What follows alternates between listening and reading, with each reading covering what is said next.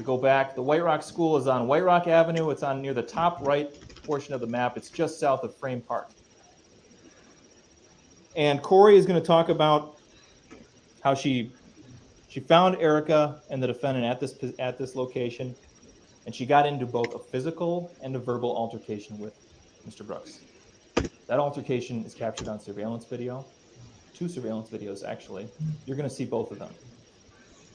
You're going to see how the defendant was reacting that day. You're going to see what he looked like, what he was wearing, the red Ford Escape that he was driving.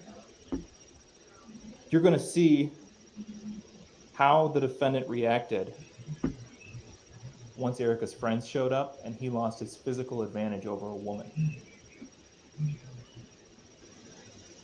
Erica and Corey will also testify that at some point during this scuffle, the police were called.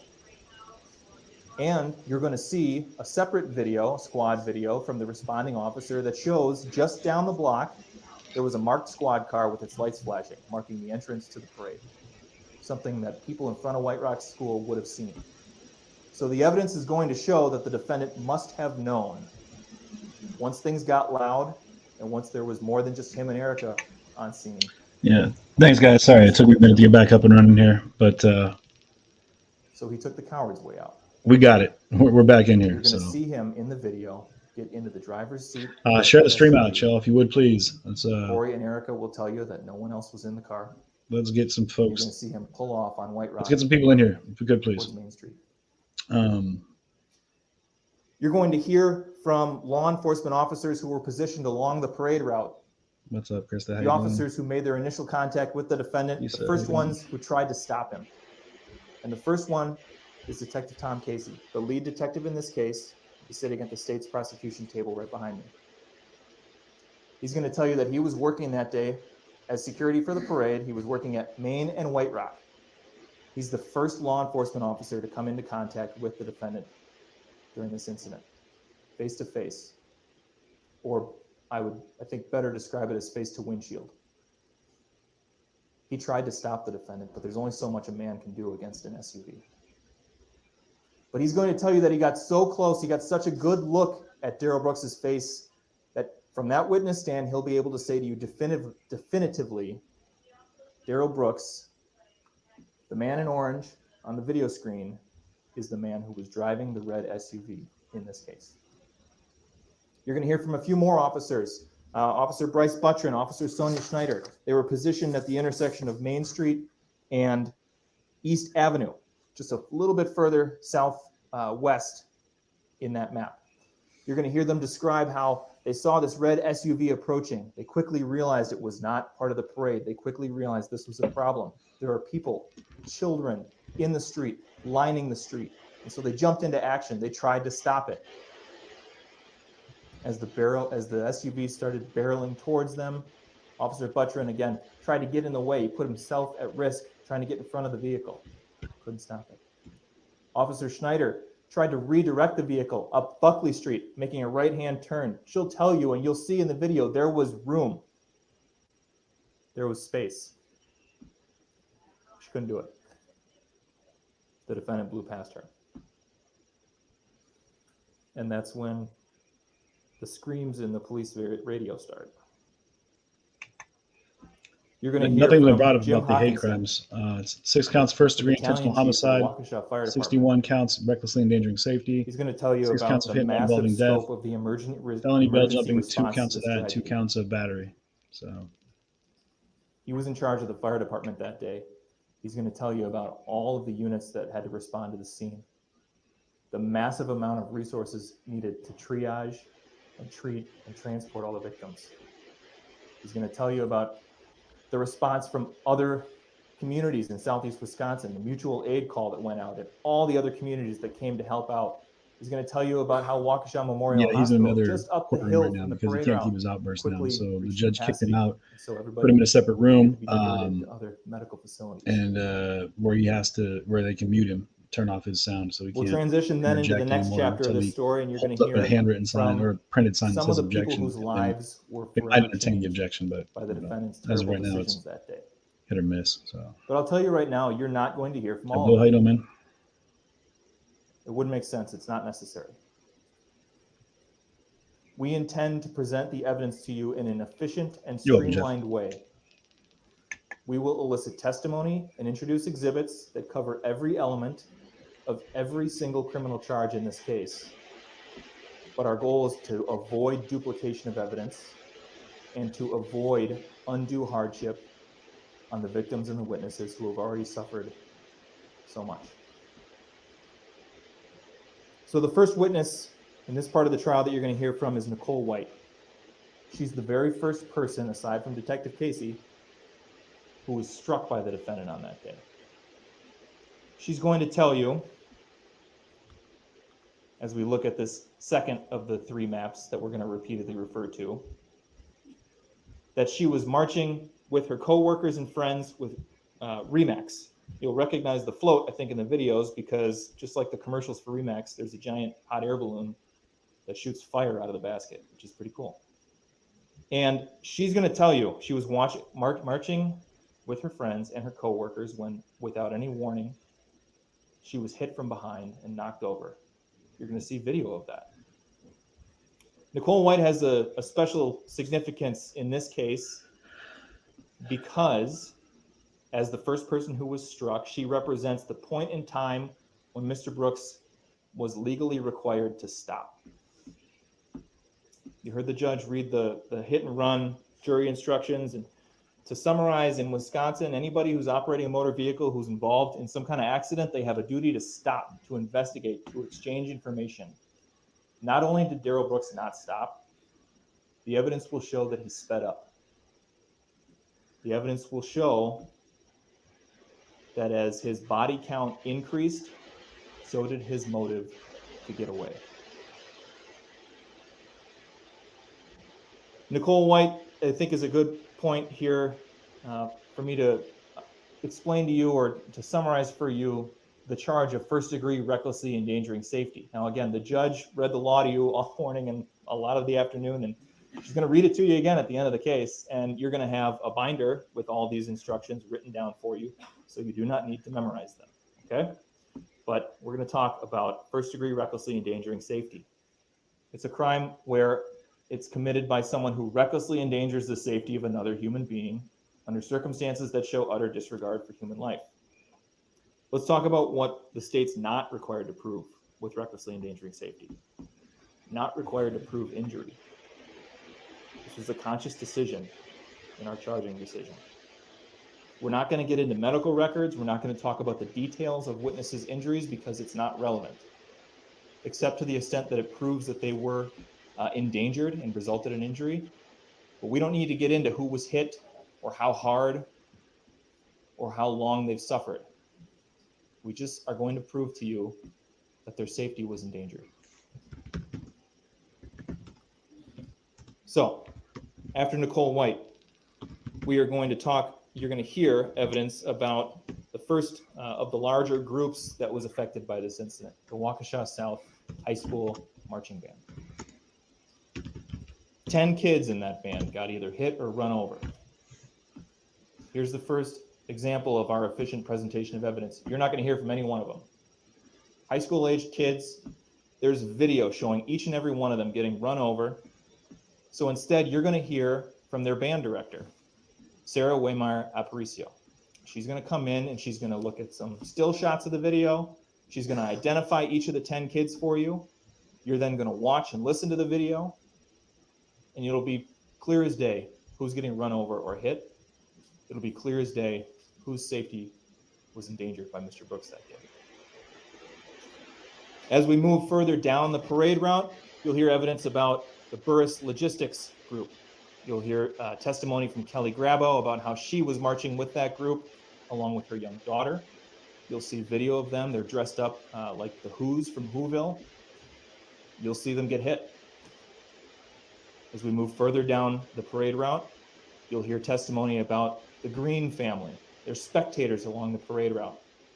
Charles Green is going to come in and talk about how he was there with his family. He was sitting on the southeast corner of Main and Gasper across the street from Martha Merrill's Books. He'll talk about how his kids were seated on a portable bench, something that you bring to a parade to sit on, and how they got knocked off that bench when the defendant ran into them. The next point, the presentation of evidence will involve the Waukesha Blazers. I think it's important to point out you can't consider this evidence of each crime in a vacuum. You need to consider the entire incident. Because at this point, by the time we get to the Blazers, the defendant will have already hit or run over 15 people. You'll see in the video that at this point, is in Wisconsin right now. Has actually increased his speed. And you'll hear from Detective Mike Carpenter with the Waukesha Police Department. He's going to come in and talk about speed analysis. He'll tell you that he's certified to use a software program that basically takes surveillance video, measures the amount of time it takes to travel a certain distance in that video, and calculates an average speed over that distance. And he'll tell you that in video obtained from Bosco's Social Club, which is right in front of where the Blazers got hit, he'll tell you that that video in that area right before the Blazers got hit, the defendant was traveling in excess of 33 miles an hour. There were 5 victims in the Blazers. That includes Jackson Sparks, who was walking with his big brother Tucker. Cut down in the road before he had a chance to put any miles on his soul. Jackson was 8. He died 2 days later in the hospital.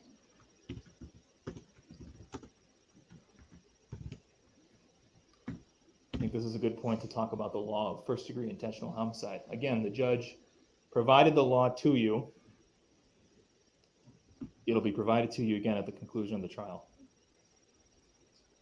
I want you to take a look at that second element. I don't know what the defense in this case is going to be. In fact, the defendant isn't required to put one on at all. He can sit there and not say a word throughout this trial, and that's perfectly within his right, and you can't hold that against him. And in fact, if he does that and we don't prove each and every one of these counts to you beyond a reasonable doubt, you must find him not guilty. That's the law. Well, they should have no problem doing that. It'd be great if he just shut up. Because, man, he just does is raise driving any everybody issues. up the wall. I expect that he will likely claim that he didn't mean to kill these people. Take a look at that second bullet point. Keep that in mind as you're watching these videos, as you're learning about how this parade unfolded. Consider whether the defendant was aware that his conduct was practically certain to cause the death of another human being. We're going to move further down the parade route, and the next group after the Blazers is the extreme dance group. There were girls of really all ages in this group, from toddlers being pulled in strollers up to high school age teenage dancers. 15 victims, 15 people associated with this group either got hit or were very close to getting hit. That doesn't include 2 additional spectators who were watching the parade from the south side of Main Street near the 5 Points intersection, right in front of the extreme dance team as the defendant drove through.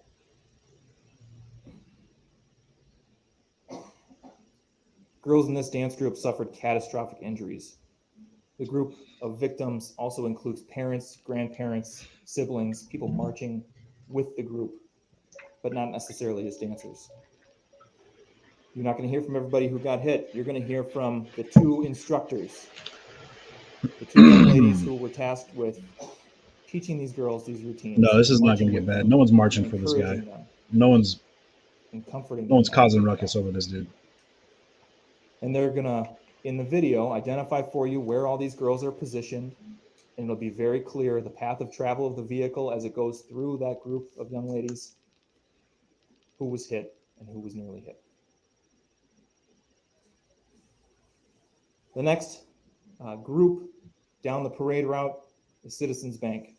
And here we reach the second count of intentional homicide. Jane Kulik was marching with Citizens Bank with her friends, with her coworkers. This is the only count of homicide for which there is no clear video depicting how she died. So instead of watching video, you're going to hear evidence from her coworker and from the man who was driving the truck pulling this float. And they're really the ones who are in the best position to observe exactly what happened to Jane Kulik as the defendant plowed through that parade route. And they're going to describe for you how she was struck, how she was run over.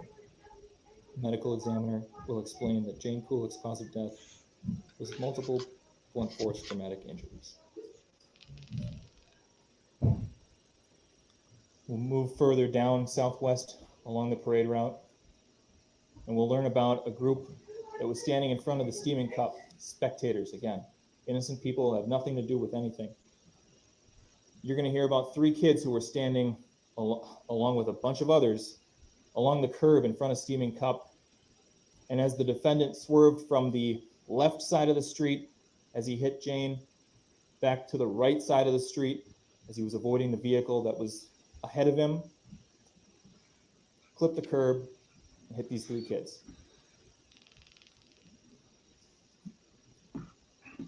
Then we're going to move in to the next group in the parade route, which is the Dancing Grannies. This is the deadliest point in the parade. 7 people in this group were struck. 4 of them died. You're going to hear from witnesses, members of the Dancing Grannies group, who will come in and they will describe being completely caught off guard. They will describe seeing pom-poms in the air, and the next thing they knew, there were bodies on the ground before the pom-poms hit the ground. You will learn about Bill Hospel, who was marching in a support capacity. He was there to support his wife Lola and their friends, the rest of the Dancing Grannies, just walking along the parade route trying to be helpful. And as the defendant swerved around the Dancing Grannies vehicle, which is a white SUV, you'll see it in the video, he swerved around the right side, he hits Bill. And the medical examiner is going to tell you that Bill Hospel cause of death was multiple blunt force traumatic injuries. You'll learn about Tamara Durand, marching with the Grannies. This is her first parade. You'll see a diagram of where she was positioned. You'll see video of her getting struck. The medical examiner will tell you that Tamara Durand, cause of death, multiple blunt force traumatic injuries. You'll hear about Owen, another Dancing Granny, positioned right next to Lee, right next to Tamara, who had just begun. There's no death penalty here in the state of Wisconsin, but he is facing, for all charges, over 900 years, plus 6 life sentences. Jenny Sorenson. You'll learn that Jenny was walking at the front of the group carrying the banner. You'll learn that Jenny was normally a coach for the group. Normally she rode in the vehicle in the back so that she could provide feedback and critique to her dance mates. But she filled in at the last moment today and helped carry the banner. You'll see video of Jenny getting struck. Medical examiner will tell you that Jenny Sorenson's cause of death was multiple blunt force traumatic injuries. You'll hear more speed analysis testimony at this point. You're going to hear from Mike Smith with the Wisconsin State Patrol, who's going to testify very similarly to how Detective Carpenter is going to testify about speed analysis. Basically, he takes surveillance video, this time from Curry Insurance, which is on the south side of Main Street. It shows the Grannies getting struck. They measure point to point, measure the time between those 2 points, and calculate an average speed over that distance, which is roughly from Clinton Street up until the camera cuts out. I'll tell you that at that point, hopefully this works here with the mic being set where it is. Group. He was traveling at approximately 32 I think he turned 40 while he was in jail. The 8th and final group that was struck by the defendant in this case is the Catholic Communities of Waukesha. This is a faith-based organization. He's got a fully different posture now. You guys catching that? Multiple like his local Catholic churches. His demeanor is very different than it was. You know what I mean? Like when it was just the judge. There's not great video. And now he's, and perhaps that's for the best of this group getting struck. Now he's being quiet and listening. In total, there were 19 victims. Putting on the front for the jury. In what little you can see from the video, you can see the defendant's taillights swerving from the left side of the street to the right. You can see them bouncing up and down. There are no speed bumps in that section of the road. You understand the point. The next phase of the evidence will involve the manhunt. Which I was on the street there for the entire time. Found the defendant, took him into custody, and the statements he made after he was placed under arrest. And you will hear from Officer Bryce Skolton, who was positioned, if you look at this third of the 3 maps I referenced, on the very top of this map, at the intersection of Main Street and Wisconsin. Officer Skolton was positioned at that point to direct the parade route to make a left-hand turn from Main Street onto Wisconsin, to stop any traffic coming from the other directions. He saw the defendant come around that corner. He saw the defendant drive right at him as he's standing in the middle of the road. And as the defendant went around him to the left and went south, Officer Skolton fired 3 rounds from his service weapon. All 3 rounds hit the car. None of them hit the defendant. Yeah, you guys can always check my YouTube live stream from that evening of another police officer who was not on duty that day. He just happens to be a police officer. His name is Officer Ralph They were going door to door, sweeping through. There was Department. full TAC gear, the SWAT teams. They were Map, just roaming through houses, garages. On the sidewalk, leaving the parade. He was walking past Les Paul Middle School. Full-on storm He's outside. He's going to describe hearing a loud commotion. He's going to describe seeing a red SUV with just utterly totaled front end damage coming to rest in a driveway at 338 Maple Avenue. You're going to see video of the defendant in the red SUV pulling into the alley behind 338 Maple. And then a few moments later, you'll see what appears to be the defendant coming back onto the screen and running away from the vehicle, apparently in a hurry. Apparently aware that he had done. And by that, I mean just pick a group, share the video out, Facebook group, whatever it is. You're going to hear from a series of witnesses between that point and the defendant's arrest. I feel like it's important that people get a chance to see this to get some closure. Them, contacting them, asking them to use their phone. This insane because he was in such a rush when he ditched his SUV, he left his phones behind. Then you're going to hear from Daniel Ryder, and I think the evidence will show Daniel Ryder really is a good embodiment of the spirit of Waukesha. Not knowing what Mr. Brooks had done, Daniel Ryder opened his home to the defendant. The defendant showed up at his front door without any shoes on, with a t-shirt, said he was cold, said he needed to use the phone. Daniel Ryder let him inside. It was probably close to 0 that night. Use the phone, it was at least, it was like 30 degrees, I think, on the thermostat with a wind chill. The wind was blowing super hard. It was as close to 0 as you can get. It was a cold ass night. Yeah, this dude let him come in, give him a sandwich, let him use his phone. She responded to that area around where Daniel Ryder lives. I showed it reports of a man knocking on doors. She takes him into custody. He identifies himself on the body cam video. They search him, and in his pocket they find a key to the red Ford Escape used in this attack. You're going to hear from a series of officers who retraced the defendant's steps that night, recovered surveillance video showing the path that he took, the path that's depicted here in the third map that I'm showing you. You're going to hear how they recovered his sandal, his sweatshirt along the escape route. You're going to hear from Detective Jay Carpenter with the city of Waukesha. Yeah, no, he's still in a separate courtroom, muted. So he's not even in the room with the judge and the jury. He's in another adjacent courtroom. that interview speaks for itself. So, other than pointing out for you, thank you, Sydney. I appreciate that. I think quickly learn a few main points about the defendant on the night that this happened. He was lucid. He was aware. He was intelligent. He was probing for information. Sonny, thank you so much. And he was deceptive. Yeah, it's looking pretty bad out here in Bristol. We're going to then wrap up with testimony from people who plugged any of the remaining holes in the investigation. You'll hear from crime lab analysts about DNA evidence, about finding the defendant's DNA on the steering wheel of the red Ford Escape.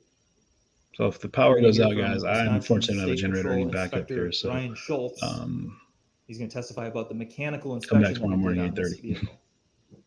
In case you were wondering, if there were any issues that would have prevented Mr. Brooks from stopping or from pulling over, he's going to quickly put those concerns to bed. What you can't see is he has a little printed sign that says objection, and he was supposed to hold up when he has an objection and then write out what the objection is. Problems that would have prevented Mr. Brooks from stopping.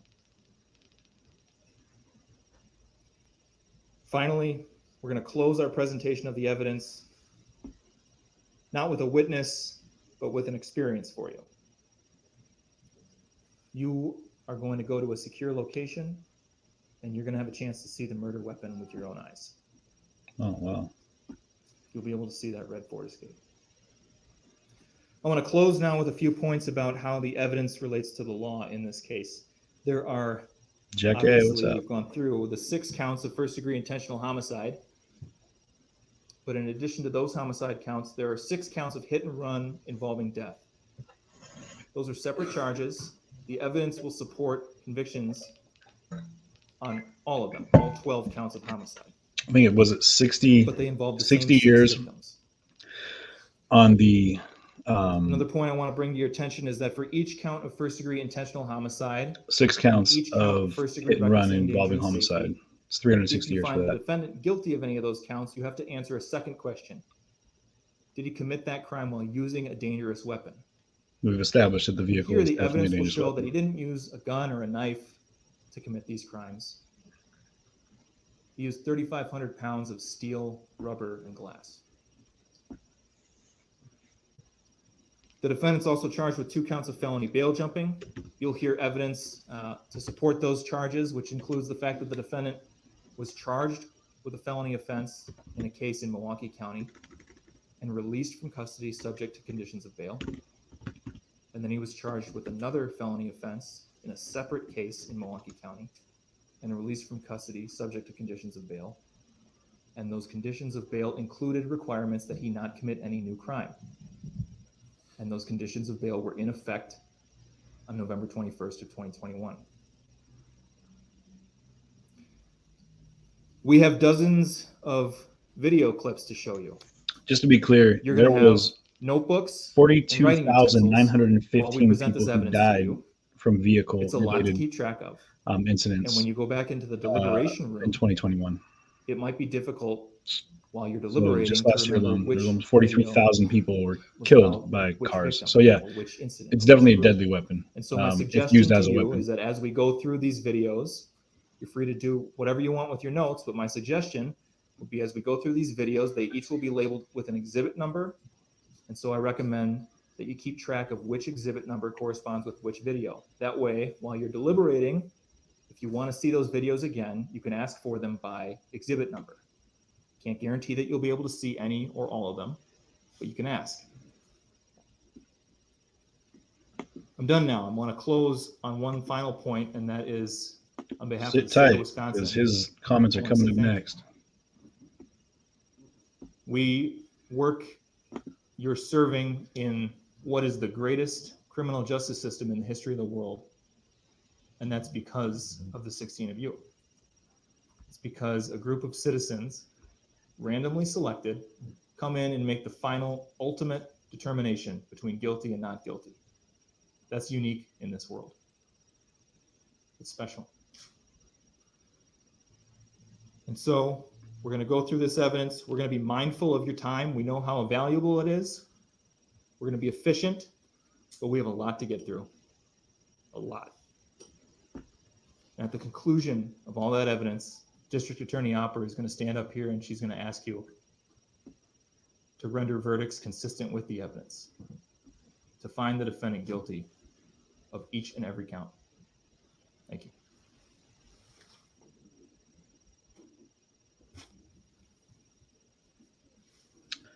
And now it's time for him to open up the jar of opening statements. Mr. Brooks, my first question to you is, will you be making an opening statement at this point or deferring until your He's probably going to defer. case? Meaning the defense portion of the case.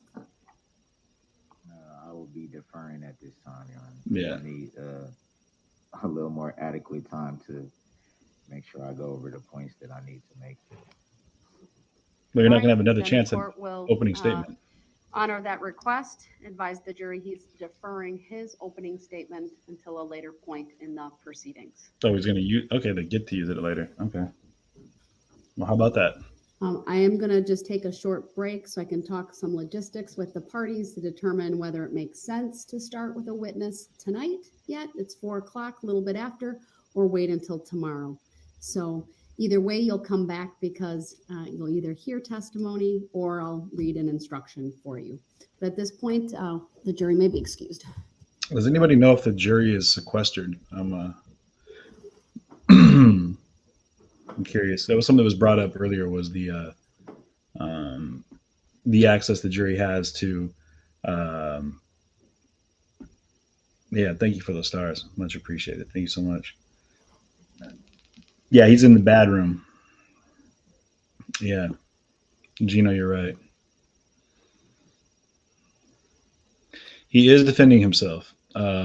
So thing is, this guy's decided to defend himself. He's decided to go what's called pro se. So there's a couple things we're going to talk about here real fast while they're on break, which is that he is defending himself. He had initially decided that he was initially going for a insanity plea. They pulled that back.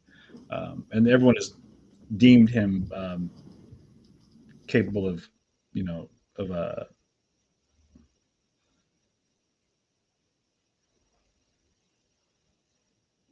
I expect his testimony to take 10 to 15 minutes on direct. I would ask that you would hear his testimony this evening or this afternoon, Your Honor. He was supposed to have left town at about noon today to take his daughter on a college visit in Kentucky. He's delayed his departure so he could provide his testimony. And if we can get him in and out, he will leave at 5 o'clock and arrive at midnight at his destination. I have a second witness, if the court would hear me, who's here as well. Her testimony probably would also take about 15 minutes on direct, maybe a little longer. No, Mr. Mitchell says no. She has traveled here from Janesville. Her transportation is also difficult. And so she's here and ready to go if the court would indulge those two witnesses this afternoon. It certainly seems reasonable. Mr. Brooks, my question to you then is, do you want to come back over for the testimony of those witnesses? She keeps opening the door for him to do that. I would prefer to. I'm still kind of taken aback by not being able to Give your opening statement. Exactly how many witnesses are expected to testify and not being able to turn in my own witness list. Well, Mr. Brooks, you've been given copies of the witness list. The state's offered you a flash drive with all of the exhibits to streamline what will be presented at trial. You have access to everything, what is in discovery, so you've had ample opportunity to review those. I'm happy to bring you back. I need you to pledge to me that you will follow the rules of procedure and evidence, that you will only interrupt if you have an objection. That objection needs to be founded in law. And then you need to pledge to me that you will honor whatever decision I make so that the testimony of these individuals can proceed. This guy, man, within the he's time going to frame object that because the he doesn't like prosecution crickets or because the indicated it kid will stole his take. ice You, cream in of course, third will have grade. an opportunity to cross-examine them. Are you willing to follow the rules of courtesy and decorum and the rules of procedure and evidence? I don't think it's going to make it easier for him to appeal if he's convicted, if he defends himself. He's going to be held to the same standard any lawyer would. It have to be like, I think you said like 3 words is the way to actually object. So I don't Well, recall you. I can saying give you up to a anything. sentence. What I am trying to avoid, sir, are what are called speaking objections. The idea you behind narrate your that is that objection. you give me just a little bit of information so that I can either make a determination or, if appropriate, So send the objection is jury back hearsay, out objection so that I is, can then hear you know, arguments from the parties. argumentative, whatever. But Some objections really are one word: hearsay, maybe There 3 you go. words, calls for speculation, things of that nature. but when you So, say objection, I don't like what he's saying If because you're willing to abide by that they're gonna procedure, then you can not come back allow to that this one. courtroom. he's going to be required to, like, here. So people that are wondering about the appeal, he's acting as his own attorney. I can't really definitively give an answer right now to that.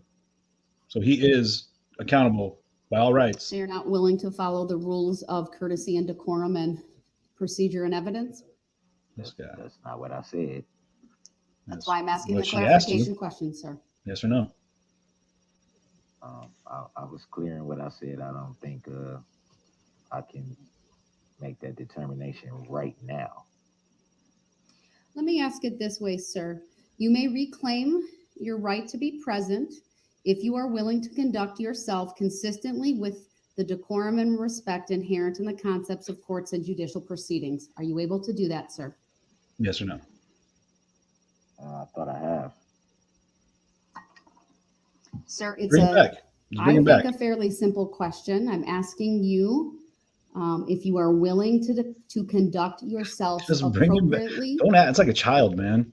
You don't ask them if they want I'll dinner. shorten it to Just that. feed them Are you dinner. You willing don't to ask them conduct if yourself they appropriately, want to sir? take a bath. You just give them a bath. You know what I mean? Like, you don't ask what they want to clean I have up to the the room. You best just of my ability. tell them to clean the room. Sir, If they don't do it right, please answer my question handle it again. Kick him out again. directly.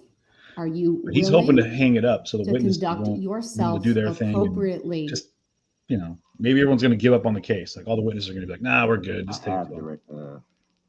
conducted myself appropriately. I'm not asking about your past behavior. I'm asking if you're willing from this point forward, for the purposes Semantic arguments of with this the man. testimony of 2 witnesses, to conduct yourself appropriately. Objection, Your Honor. Argumentative. I have. That's not my question. That's not These the other answer answers I'm by not looking for. I'm answering. not Yes or asking no? if you She was- yeah. have. She's, I'm Lee, you're hitting asking the if head. you're She's kind of wasted time. willing, going Bring him back. Tell him forward, to, to yeah, conduct yeah, yourself thank you. appropriately Just during bring the him back. questioning of If he these 2 can't handle it, kick him witnesses. out. Yes or no? She's saving him face by not having him do that in front of the jury, because he's been kicked out. I mean, at least a dozen Get back times. over here eventually. If I come over there. Mr. Brooks, I'm further Ask and advising answer. you, There you I'm go. looking for a direct answer of yes or no, and that your failure to give me a yes or no answer will be considered by this court to be non-responsive. So let me ask you the question one more time. Are you willing to conduct yourself appropriately during the questioning of these 2 witnesses? To be 100% honest, I cannot answer that. All right, then based on that I agree. answer, which is non-responsive to the leave it question that over I there. asked, he has not given me a pledge or indication of a willingness to conduct himself appropriately going forward. And based on that, he'll remain where he is. You will remain unmuted. And so if you have an objection, you can lodge that objection within accordance Right between your cheeks, pal.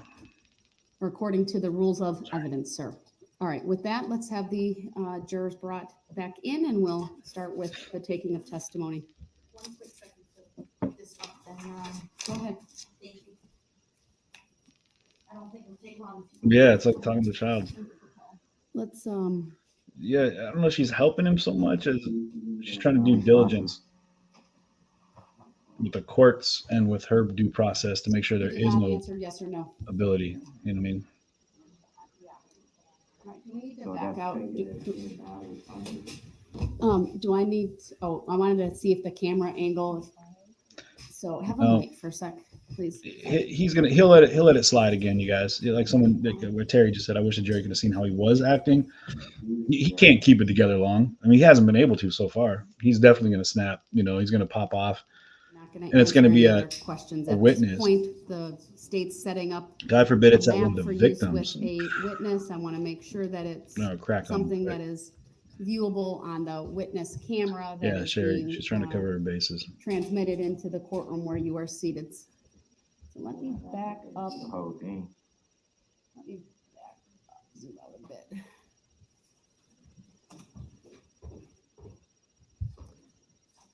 Attorney Opera, you want to look at the screen above and tell me if you think that accurately depicts what we're going to go over? Yeah, I think they saw a little bit at the beginning. And during jury selection, some of the jurors that were selected saw how he was acting. So they weren't, and I didn't have, maybe it was, but I didn't see where it was televised, the jury selection. So.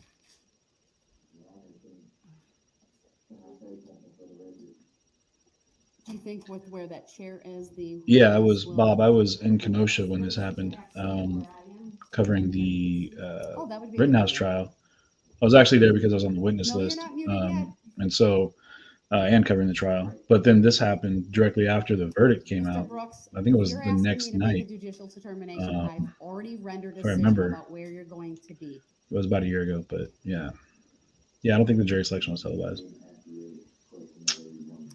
But yeah, I went out there immediately after. And, I was there soon enough that it was, I mean, it was bad. Still carnage, and they were still pulling the body out of the street. It was terrible. It was the same night as the verdict. Cahoots, thank you, over on Twitch. The record speaks for itself, sir. I'm not going to make a further record on that, nor will I answer the question about, am I making a judicial determination? I've made a decision, and that decision is you will remain in the other courtroom.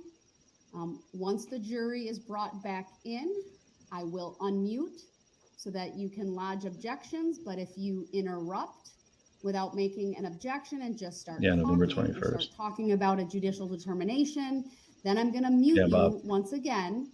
And the procedure for objecting will require that you raise your sign, write out the reason, and provide it to the and it's a one-word objection. Hearsay, so conjecture, speculation. If that slows things down, then so be it. But that's the procedure that I'm going to follow. All right, the jurors can be brought in then. Yeah, that was a terrible night. I mean, when I got out there, that hit hard because it was children's shoes and strollers and baby blankets. And I'll rise even for the jurors. Just I understand strewn throughout the road. There's a reason why I'm everywhere, not and it, so.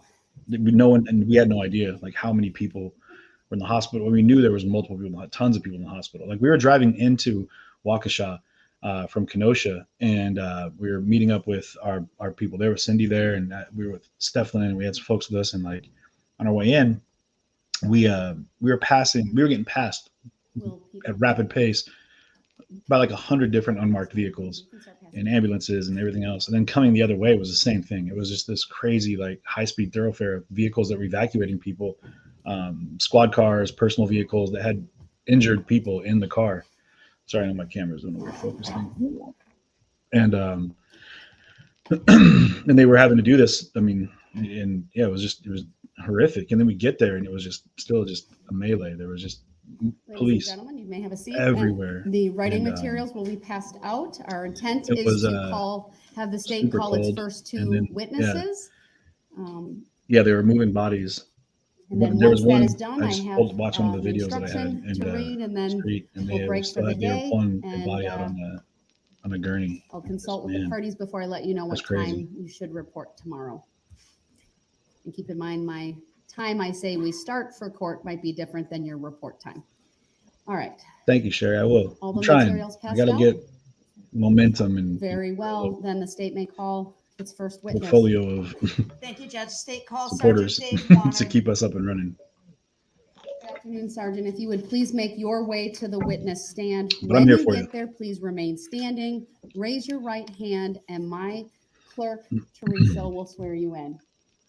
Do you solemnly swear that the testimony you're about to give shall be the truth, the whole truth, and nothing but the truth, so help you God? I do. Thank you, sir. Please have a seat, at least initially, or do you want him to stay standing? No, actually, you can start out seated, please. Very well. Sir, would you please state your first and last names for the record and spell each? Yes. My name is Sergeant David, David Wanner, Wanner. Thank you. Go ahead, Attorney Opper, your witness. Thank you. Sir, how are you employed? I'm a patrol sergeant with the City of Waukesha Police Department. How long have you worked in law enforcement? 18 years. And as patrol sergeant, what are your general duties and responsibilities? I oversee officers across all shifts that are assigned to the patrol division. Want to direct your attention to the date of November 21, 2021. Did you work that day? Yes. Were there any events occurring in the city of Waukesha that afternoon? The Waukesha Christmas Parade was that afternoon. Has the Christmas parade been held in years prior to prior to 2021? Yes, every year I've been employed at the police department, we've had a Christmas parade. And is it typically that third week in November before Thanksgiving? Yes, every year that I can remember it has been. Okay. Is there any planning or preparation that goes into holding a parade in Waukesha? Yes, there are meetings with the group that's putting on the parade in advance. There's also a group of individuals that prior to the parade, usually the Friday before, will post no parking signs along the parade route. There's a group from our city garage or Department of Public Works that will put out barricades at the designated intersections where we request them to put them out. And what about manpower? What type of manpower would you devote to an event like this, sir? It's rather significant given the large area that a parade like this encompasses, the estimated amount of attendance at the parade between detectives, police officers, supervisors, reserve officers, community service officers. I would say we have in excess of 30 additional bodies planned that day just to handle the parade itself. You mentioned the use of individuals such as reserve officers and community service officers, I think you said. Is that correct? Yes. Are those sworn law enforcement officers? They are not sworn, no. What is their role or function? The reserve officer group is a group of people who volunteer their time to help with events like parades. They're given training in directing traffic and closing streets down. A community service officer is a paid position. They're part-time employees, usually younger individuals learning to, or looking to learn more about a career in law enforcement. And you said also parking attendants would be assisting in this endeavor? Correct. We're usually looking to get as many extra bodies as we can, and the assistance from our parking agents is usually required for this event as well.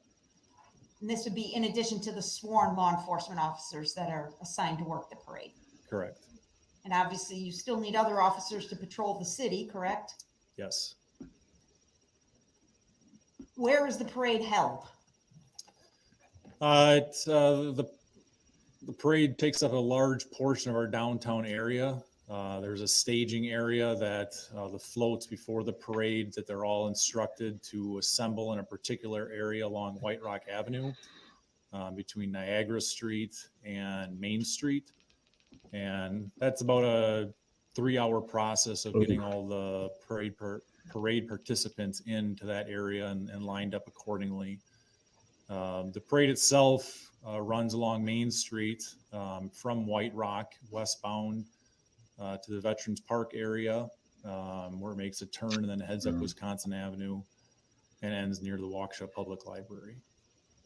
Sir, if I could ask you to stand up and refer to the diagram behind you. This is a map that's been marked as States Exhibit number 1. Do you see that sticker in the bottom right-hand corner? Yes. Okay, I'm sorry, it's a little tight up there, but if you could start in the upper right-hand corner of the map, and if we put up the digital copy of the map as well, I know it's hard to see, but then we'd have to do the screen share again. Is that correct? Yes, that's my understanding.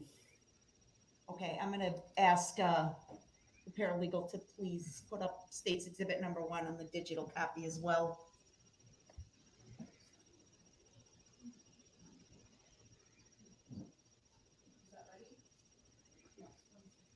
Sorry, we got the wrong one.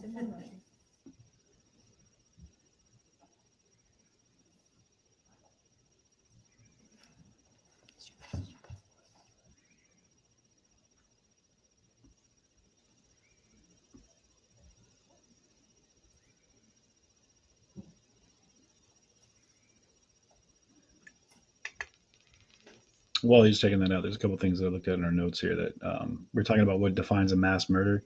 The FBI defines a mass murder as 4 or more people during an event, murdering 4 or more people during an event with no cooling off period between the murders. A mass murder typically occurs in a single location where 1 or more people kill several others. Mass murder is the act of murdering a number of people, typically simultaneously, over a relatively short period of time in close geographic proximity, which is what this is. I mean, and when the case gets to completion and they come through with guilty verdicts, this would definitely be deemed a mass murder. And Ms. Gussie, if you could zoom in on the upper right-hand corner, please. There you go. He's also claiming to be a All sovereign right, sir. citizen. You can use the map, the big map in front of you, please, and the jury can follow along with the digital copy if they want. So starting in the upper right-hand corner. Yes. What's up there, please? That is Frame Park. And what's at Frame Park? Frame Park has a lot of, it's got a playground for children. There's a very large baseball diamond, different shelters. There's a formal garden. There's a boat launch. It's a very large park in our city that encompasses a lot of different activities. Is the boat launch shown on Exhibit 1? Yes, right here. Okay. And the waterway that's shown on the exhibit, what is that waterway? That is the Fox River. Now, is the parade route shown on Exhibit 1? Sorry, Attorney Upper, can you 1 second? Mr. Brooks, just a reminder, you're not muted. Oh. All right, I'm sorry for the interruption. Go ahead. I'm sorry too. I thought I was muted. I apologize. That's okay. Thank you so much. Go ahead and point out the parade route, please. So the parade route in this map is essentially this purple line. This area here is what I referred to earlier as a staging area. And then actually at this corner right here, westbound is where the parade route would follow down to the corner here. I refer to this as Veterans Park. That's that area there. And then it would turn up Wisconsin Avenue and end around the library right here, which is that green area. Okay, and we're just putting that up on the digital display too right now. Now, on this map, sir, we've designated several points along the parade route to reflect where various officers were positioned. Is that correct? Yes. Could you just briefly walk us through it? I don't need you to name every officer, but just point out the intersections and what was located at each intersection using Exhibit 1. Sure. I was here at the intersection of Hartwell and White Rock. I had a police SUV, an unmarked police vehicle, trying to maintain the integrity of the route and keeping the road shut down. Here we had various officers. It's kind of a mixed use of barricades, marked police vehicles, police tape, just in order to keep the streets shut down and make sure that there's a visible representation that the streets are not open. Okay, please keep going down, westbound down Main Street, please. Sure. So we come to Buckley and East Avenue here. Both sides of the intersection shut down with barricades. We come down further on West Main Street to Martin Street. The red line here signifies a barricade was in place there. Main Street and North Barstow Street. Again, barricades on both sides of the intersection there. Gaspar and East Main Street, a barricade. We also had a marked police fleet as we did at other places where the yellow is signifying that. This is our 5 points area, as we call it, kind of a larger intersection with roads in different directions here. So at this intersection, we had a use of barricades, police tape, police vehicles. Just a very large intersection to be able to shut down just with one of those things. So it kind of becomes a mixed use of different tools that are available to us. We have Clinton Street and Main Street here. Thank you for that. Barricades on both sides of the intersections, along with officers. Maple Avenue and East Main Street, barricades and reserve officers. And then we come around toward the Veterans Park area, again, another very large intersection where we had an officer and multiple barricades shutting off the traffic. And then along Wisconsin Avenue here, we had one point at Maple Avenue where we had CSO along with a barricade. And right now you're pointing at the very bottom edge of the map, correct? Very bottom here. And then from that point east, the parade kind of disassembles with floats going different ways depending upon their size and maneuverability at the end of the parade route. This map, exhibit number 1, is oriented north, correct? Yes. Okay. The items, and I know this is like a vision test for everybody, but on the map, the yellow boxes represent what, please? The yellow boxes on this map represent police vehicles that were utilized in the parade. Okay, and what about the blue boxes? The blue boxes are the names of personnel assigned.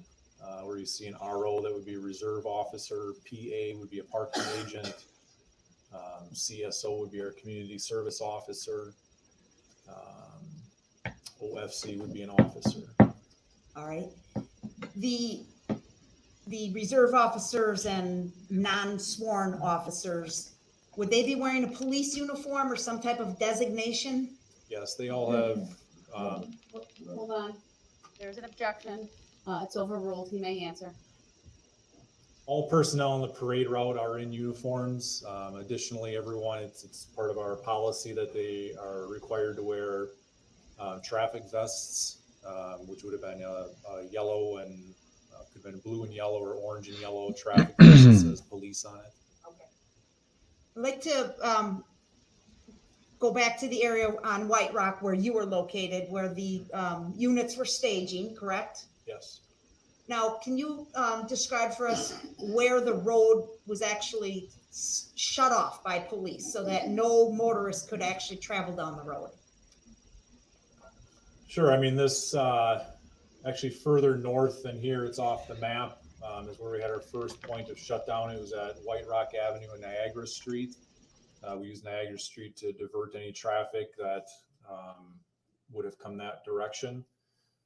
So then along here, there would have been shut down at Niagara. There's another street called Perkins where it was shut down. And then right here is Baxter Street, where we had the street shut down. Additionally, here along the staging route, North Hartwell Avenue here was shut down on both sides of it to ensure no traffic entered into the staging area while that space was occupied. All right, and before I have you sit down, there's two other areas designated on the map I'd like to ask you about. This is on the left, upper left quadrant of the map. On the north side of the Fox River, there's something indicated as the Barstow Hills. Do you see that on the map, sir? Yes, right here by the green line. What's the Barstow Hill? The Barstow Hill is just a very steep hill that more or less connects our downtown to a neighborhood and is a thoroughfare of traffic coming and going from the downtown area. Okay, that's Barstow Road there? Correct. Okay. And then just to the right of that, there's something marked as a mobile gas station. Is that correct? Yes. Objection. Overruled. And there is a gas station at that intersection, sir? Yes, there is a mobile gas station at the bottom of the Barstow Hill. Okay. All right, please have a seat, sir.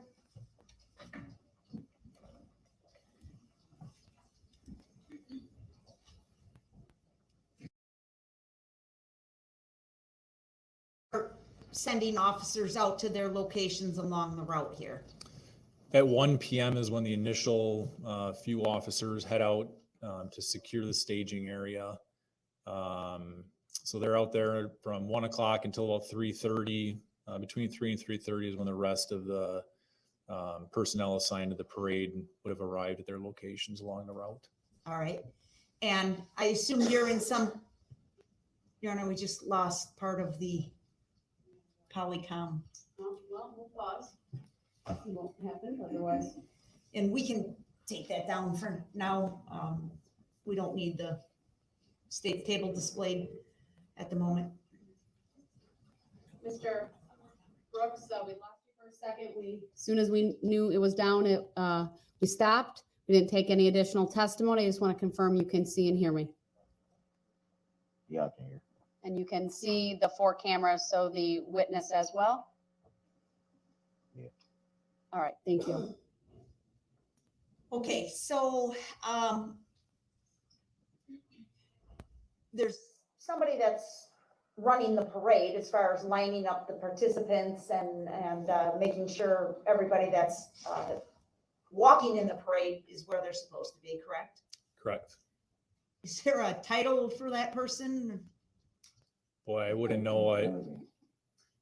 Your objection is noted. It's overruled. He may testify about the question asked.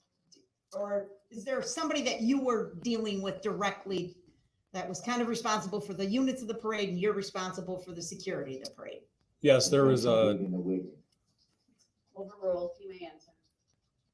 there is a lady from the Chamber of Commerce who put on the parade. That just prior to the parade starting, I had a face-to-face contact with to inform her that the route was ready for the parade. Now, how do you know that?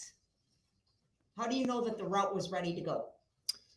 Between 3:30 and 4 o'clock, I had driven the route several times within the parade route on the street that was shut down. It was my duty as the incident commander of the parade to make sure that the officers or personnel assigned to the parade were all in their location, that all the barricades were in place, that there was no holes in the parade route that we missed in the planning, and as a final security sweep of the route just to ensure everything was in place as we had planned for it to be. Can you estimate how many spectators were present? Objection. At what time? I'm sorry, at the start of the parade.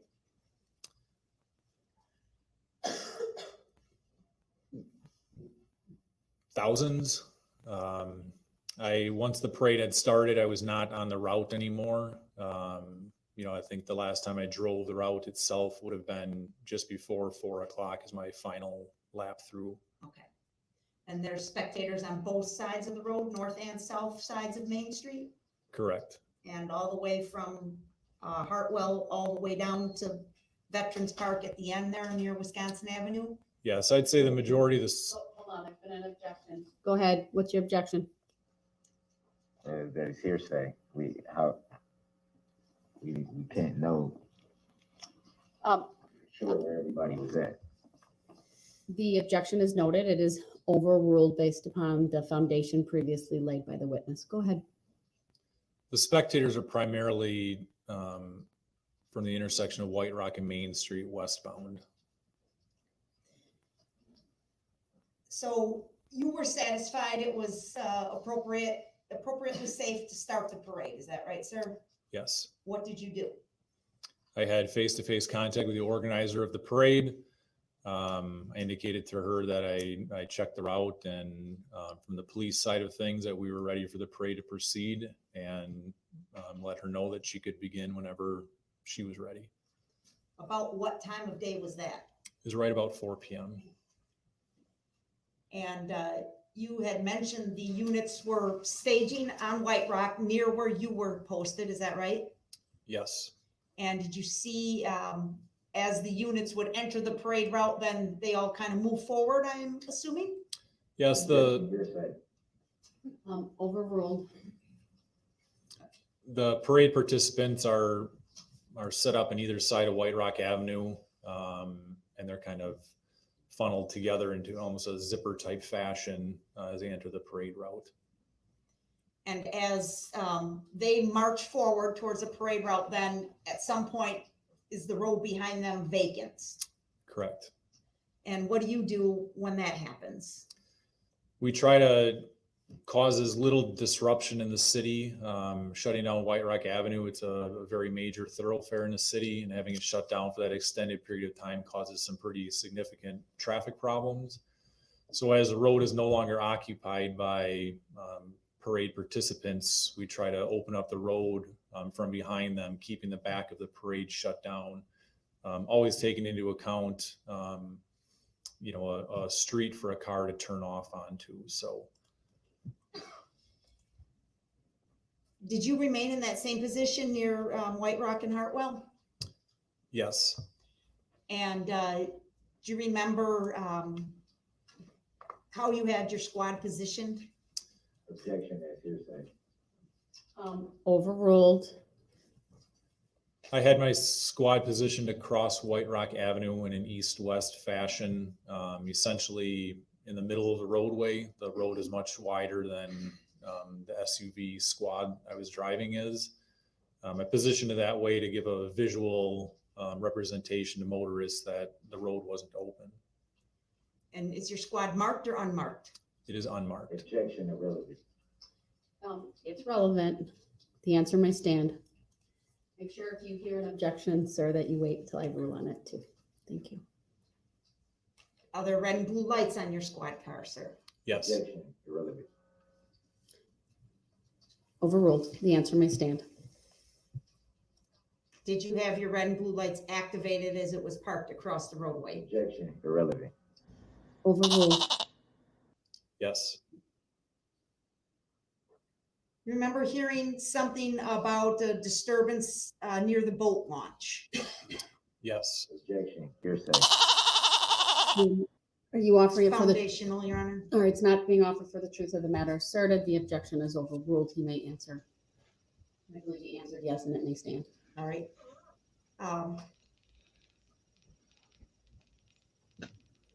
What do Sorry, you man, remember I couldn't hearing answer. about an incident at the boat launch? He's going to be doing the objection thing. When I was near my position on Hartwell and White Rock, I was speaking with one of our reserve officers. We were discussing That's the good. proper timing of the opening of the road. And I overheard actually on his police radio that he was wearing squads that were not assigned to the parade being sent Leanna, to a fight Strange at dude. Frame Park that involved knives. Were you aware of any vehicles being associated with that fight? Objection, irrelevant. Overruled. He may answer. Oh, man. I did not hear of any vehicles associated. What do you remember next, sir? I remember seeing and hearing squads responding to this this fight at Frame Park. And at that time, we were still focused on opening up the roadway, and I made my way back toward my unmarked police vehicle, and I looked to my right or to the north down White Rock Avenue, and I saw a red SUV traveling toward me at a high rate of speed. What do you mean by high rate of speed, sir? Objection, that's hearsay. Overruled. He may answer. I believe the vehicle is traveling in excess of 40 miles per hour. What's the posted speed limit there on White Rock Avenue? It's a 25 mile per hour zone. What about Main Street in downtown Waukesha? What's the posted speed limit there, sir? The speed limit Objection, irrelevant. Overruled. It's relevant. The speed limit throughout the parade route is 25 miles per hour. What did you do when you saw this red SUV traveling at a high rate of speed? Objection, leading the witness. When I saw the I'll red stop, I'll SUV stop. traveling toward me at a high rate of speed, I used both hands and waved them overhead like this in an attempt to catch the attention of the driver. I guarantee he's doing this. He's got a list of objections in front of him. Just put on the record And he's when just the picking them. witness, so that's clear. Place both hands over his head in what I would describe as a waving kind of back and forth at a diagonal gesture. Thank you. Go ahead. Yeah. He definitely just has a list of Did the car objections. that continue he's in just- your direction, or the SUV? Yes, it did. What did you observe the path of travel for the SUV to be? Objection, that's hearsay. Mr. Brooks, it's not hearsay. Your objection is overruled. You may answer. We got to do a counter. Could you state the question one more time? Sure, where did you see the SUV go? Better question. You got water. Overruled. Every objection's a drink. We're gonna hydrate on The this one. SUV entered the parade route. I want you to describe what you remember seeing as it passed Or your whatever you're location, drinking. please. As I was waving my hands overhead, I was approximately 6 feet from where the SUV was driving. As the driver passed essentially in front of me by about 6 feet, I could see the operator of the vehicle and just a dazed, straight, focused look straight ahead, not looking at anyone. Did the driver appear to respond to your efforts to stop the vehicle? There was absolutely no response.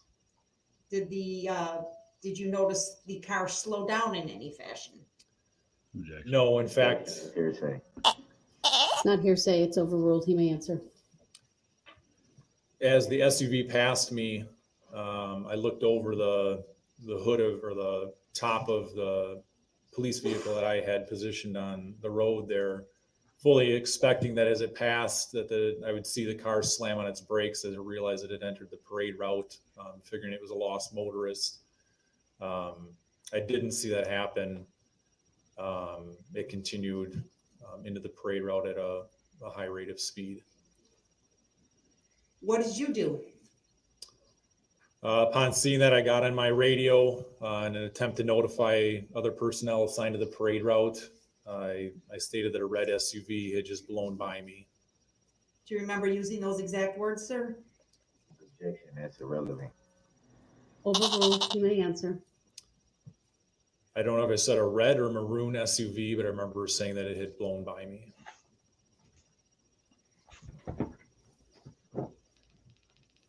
Were there parade units still on White Rock attempting to get onto the parade route at that point? Yes. Objection. Were you able to see the vehicle clearly as it went? I'm sorry. She doesn't know she's not getting. It's gonna be Go overruled. ahead. Moving on. From where you were standing there, were you able to turn and watch the SUV as it traveled past you down White Rock towards Main Street? He's getting testy because he needs to get outside. Overruled. Yeah, I missed one. I only watched it for a short period of time before returning to my squad car, knowing that some sort of police action was 10 going to need to be objections so taken. far. I'm gonna try to keep it What did you do once you got to your for how many squad? objections. I Anyone got watching in my this squad can car. So we'll call it 10 I as was of right now. bombarded with the most terrible.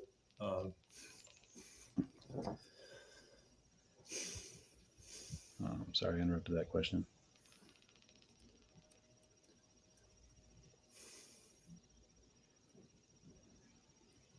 She asked what she witnessed while he was following that SUV through the crowd.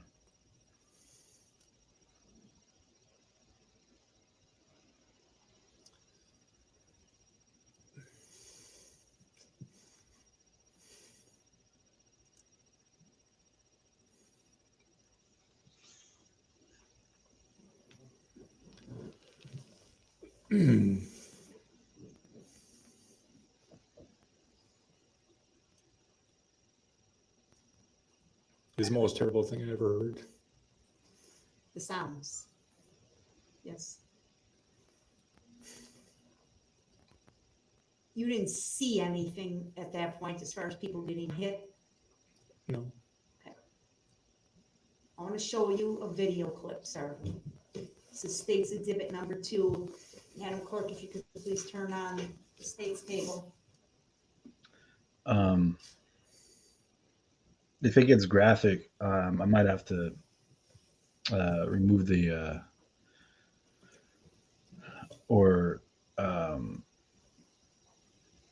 I'll have to just go full screen for me, just to avoid there being any. Okay. Man, that's just fucking terrible, man. I'll show it to you first. So We'll keep tabs Sergeant on Warner, if them. you look at the screen in front of you, we're going to play a But- video clip. It's pretty short in duration. Nicole I want B, you to thank watch you so it much for that, first man. I appreciate before we you. show it to the jury. I'm going to ask you some questions, okay? Okay. Rock solid. Thank you very much.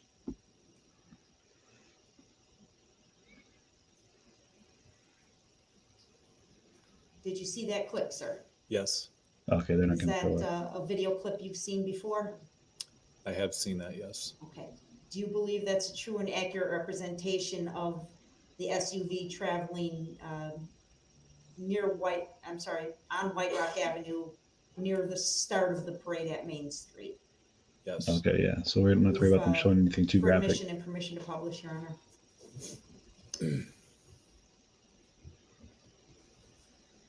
Any objection, Mr. Brooks? Can you repeat that? I'm sorry. The state just moved admission of Exhibit 2. That video that you just watched. No, I object to that. Keep it. All right, the objection's noted, it's overruled. Exhibit 2, ladies and gentlemen of the jury, is received. Permission to publish is granted. Thank you. Please hit play.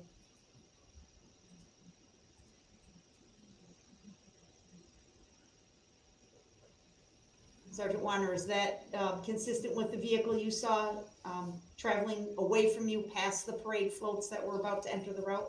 Yes. And is that consistent with the approximate speed you saw it traveling? Yes.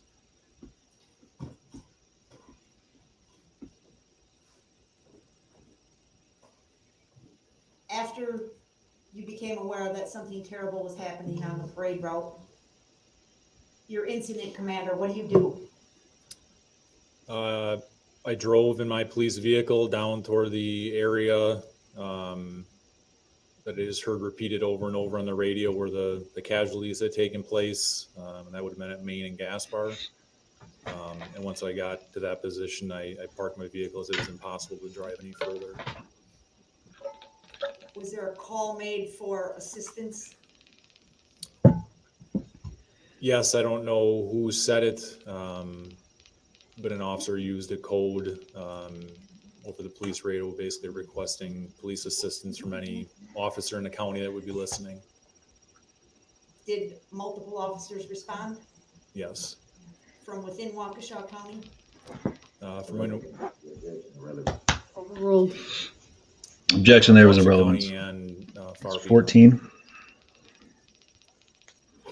Thank you, sir. I don't have any other questions at this time.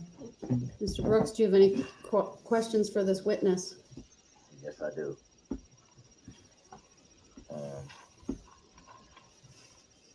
Good afternoon, officer. First off, Good afternoon. I'll say this is very emotional, so I'm going to try my best not to keep you up there any longer than you would like to be. My first question is, I noticed that you are in uniform today. Is it fair to say that if you weren't here testifying that you would have been on duty today? Is it fair to ask that or say that? I'd have been at work today.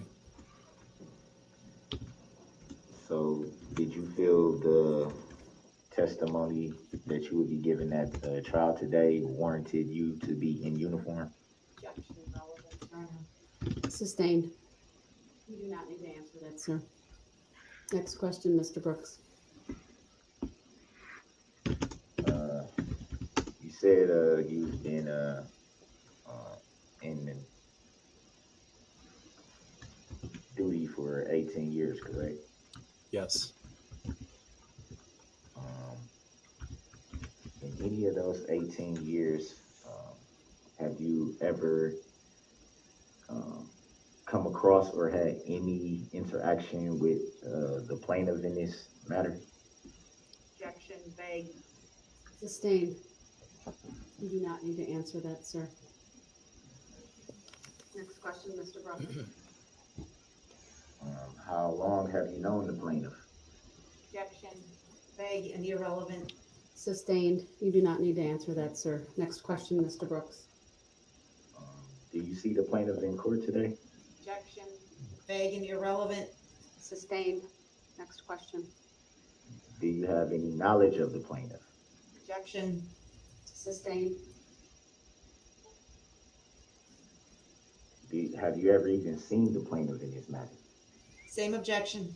Sustained. I want to go to I'll definitely hit you up. clip Yep. that was just shown. Would you Thank like you it for shown the to the witness contribution as again well. Thank you very and much. published to the jury. I'm sure would he prefer for it to be so again? I just wanted to know if that's what you were asking. You can certainly question him about it, and if need be, it can be shown again. Okay, can you show the witness the video clip again? Sure.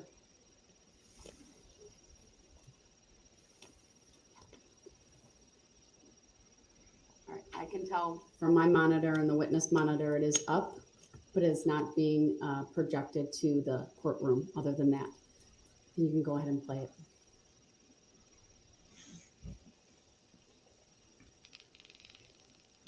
Yeah, so he's representing himself again. So that's why he's asking the In question. that clip, is it fair to say that you can see that there are people walking in the street and on the sidewalk? Would that be fair to say? Yes, I could see that in the video clip. Do you see anybody being targeted or being in a panic to get away from the vehicle? No, Do you see the said driver of that vehicle intentionally trying to hit anyone in that video? no.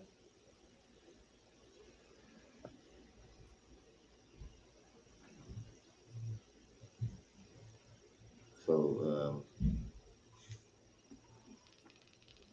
again, I would ask, were you brought here today to testify on behalf of the plaintiff? Objection asked and answered. Sustained. He already answered that he was, why he's here.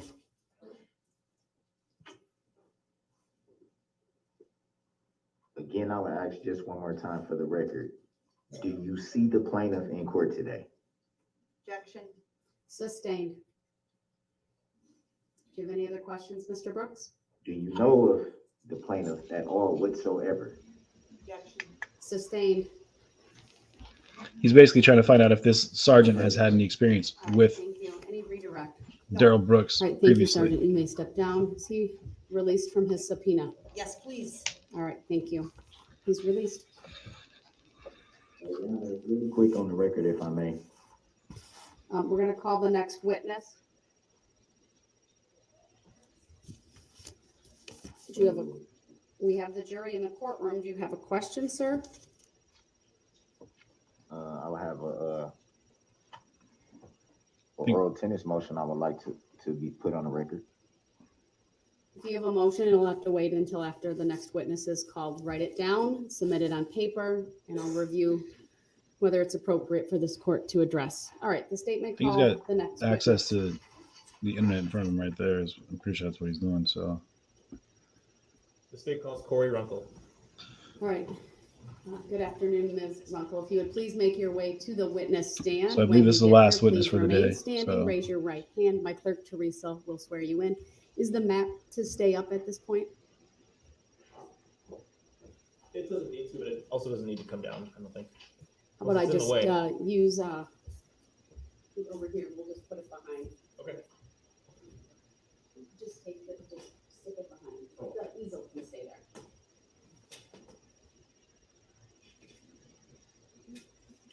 All right, and my clerk Teresa's over here. If you would raise your right hand, she'll swear you in. Do you solemnly swear that the testimony you're about to give shall be the truth, the whole truth, and nothing but the truth, so help you God? I solemnly swear. Thank you, ma'am. Please have a seat. We'll get that settled. And then the first thing I will ask you to do, excuse me, is to state and spell your first and last names for the record. My name is Corey Runkle, and it's spelled K-O-R-I-R-U-N-K-E-L. Thank you. Go ahead, your witness. Thank you. Good afternoon, Ms. Runkle. Do you know a person named Erica Patterson? Yes, How do you know that person? from the shelter, What shelter are you talking about? women's shelter. What city is the women's shelter in? Waukesha. And when did you meet Erica Patterson? Around probably October, I think. Okay. You are not used to testifying in court, right? Not really. I'm going to ask you to scoot a little bit forward. The nice lady in front of you is. Microphone a little bit closer. We just have to make sure that everybody can hear, especially the court reporter in front of you, because she's writing everything down. Okay. Okay. So can you answer, when did you meet Erica Patterson? Either October or November. Of what year? 21 this year. 2021. Yeah. Got you. Thank you, Nicole. I'll check it out. Did you meet her at the women's shelter that you're Yeah. talking about? Okay. You'll get nothing What was buried. your living arrangements at the shelter? Okay. It wasn't this year. It was last year, I think. 2021. Yeah. And what were your living arrangements at the women's shelter? We were bunking together. You and Erica? Yeah. While you were bunking together with Erica at the women's shelter, did Erica ever talk about a boyfriend of hers? It wasn't her boyfriend. Okay. Did she ever talk about a man? Yeah. And what, did she ever provide the name of that man? Yeah. What was it? Darrell Brooks. Were you with Erica on the afternoon of November 21st, 2021? Yes, until I split up with her. Okay. Can you tell us where you were with Erica before you split up with her? I forgot what park it was, but we were at like the park where the dragonfly was, except for we were at the docks. Is that in Waukesha? Yeah. Okay. And the docks, are you talking about a river? Yeah. So the park by the river? Yeah. Okay. What were you doing with Erica in the park? Hanging out. Okay. Was anybody with you? Yeah. Kyle. Okay. And you mentioned that you split up with Erica at some point. Is that right? Yeah. Do you remember why? To go hang out with Nick. Do you know Nick's last name? Kirby. Erica didn't go with you? No. Okay. So what happened after you split up with Erica? She met up with Darrell. How do you know that? Because she was on the phone with him and they said that they were going to meet up. Now, before that day, November 21st, had you ever met Darrell Brooks? No. You'd only heard his name from Erica? Yeah. Okay. After you split up with Erica and she went to hang out with Darrell, did Erica ever contact you or Nick after that point? Yeah. How did that contact take place? Did she see you or did she call you? How No, did that she happen? called me on my cell phone. Okay. And what was the nature of that conversation? That he was beating her up and he was following her. Okay. What did you do when you learned this information from Erica? Me and Nick started running to where she told us she was. Where was that? By the school. I Okay. forgot what school it was, but it was by the school. Did you find her? Yeah. Do you remember where you found her? Right in front of the school. Okay. Do you remember what was happening when you found her? He was swerving into her. When you say he, who are you talking Oh, about? Darrell. Darrell, the person? Yeah. Okay. Did you hear Darrell saying anything to Erica at that time? He was yelling at her to get back in the car. Okay. Did she? No. She tried, but I pulled her away. Before you testified today, you reviewed a couple of surveillance videos. Is that right? Yeah. No, not today, but a while ago. A while ago, not Yeah. today. I'd like to put Exhibit 3 up on the screen for the witness for identification. What?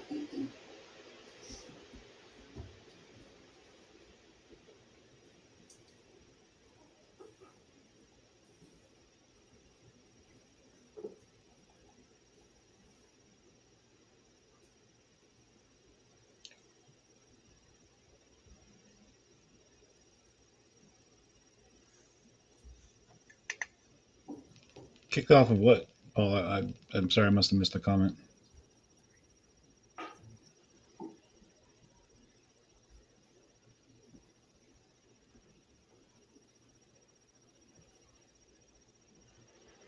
So, Ms. Runkle, we're going to play a few moments from this video.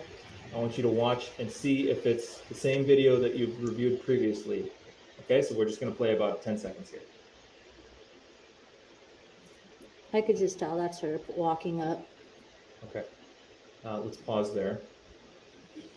So you viewed this video. Is it an accurate depiction of how the events unfolded in front of the school you're talking about? Yeah.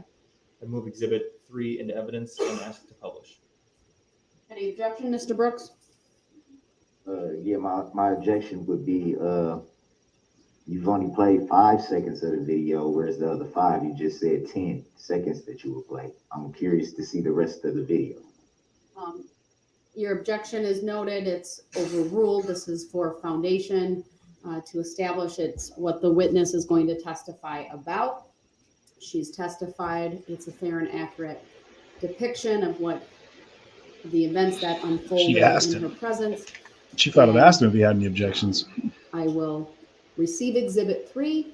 Permission to publish is granted. Soon, Mike. I just got to make sure I got something to stream that I want to get behind. You know what I mean? It's kind of a matter of hit play from the beginning. Dealing with contentious situations and not wanting to put myself in the, in a fight every time I go out. A lot of the things that are happening with the streams in the world right now. This is Darrell Brooks chasing down his girlfriend, his ex-girlfriend, the one that he just broke up with. We're at 16 seconds. We saw a person wearing a blue shirt walking from the Mike. left. Do Thank you know who that person is? Erica. Erica Patterson. Yeah. And when you said there's his car, what car were you referring to? The red one. The And SUV. do you know who was driving that car? Darrell. Darrell Brooks? Yeah. Okay. And again, this would have been the first time you ever saw Darrell Brooks, is that correct? Okay.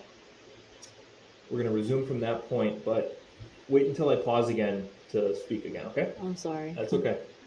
So we'll play from 16 seconds.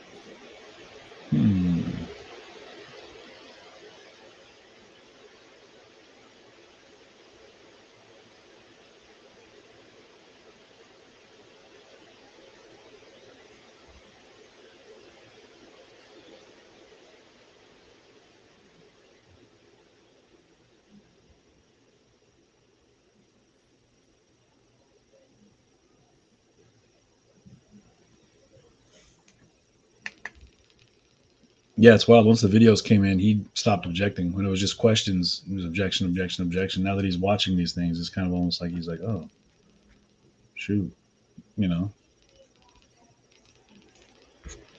Those are the good old days type thing, or whatever his thought process is.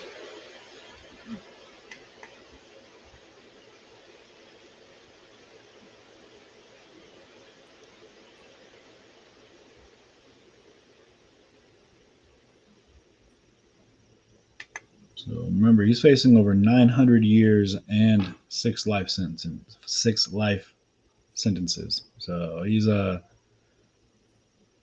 staring down the barrel of a lot of time, no matter what. Even on a minimal charge, give 1 sticks from 2 of the primary key charges, he's getting 60 years to life. And he's got six charges that carry 60 years. He's got 6 charges that carry life sentences. He's got 61 charges that carry 12 and a half years. The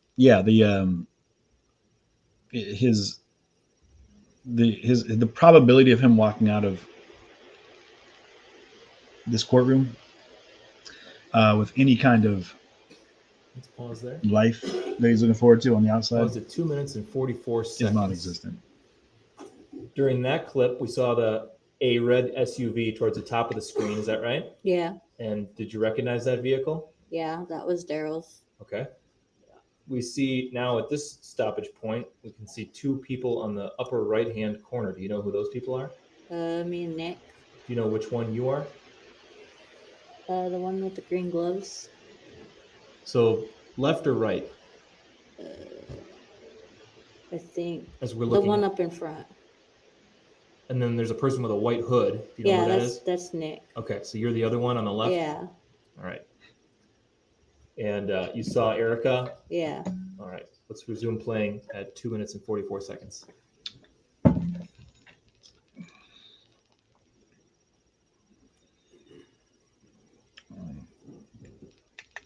Honestly, Teresa, I asked how I feel about him representing himself. Great, good. I think that's, it's appropriate. He should stand alone. He, he's earned the situation he's in. He put on all the work to get this. And I'd be disgusted as a defense attorney if I had to Let's pause there. publicly defend him. It would just. Pause to 3 minutes and 19 seconds. Yeah. Who's the person in the gray hooded sweatshirt? So it's good he's representing himself. It saves someone else That's from having to do Darrell. that. The objections overruled. Or answer my stand. That's Darrell. But it would definitely. How far away would you say I feel like it would your speed the face was process from up. Darrell's face at this point in the video? I was chesting up. Chesting up? So Yeah.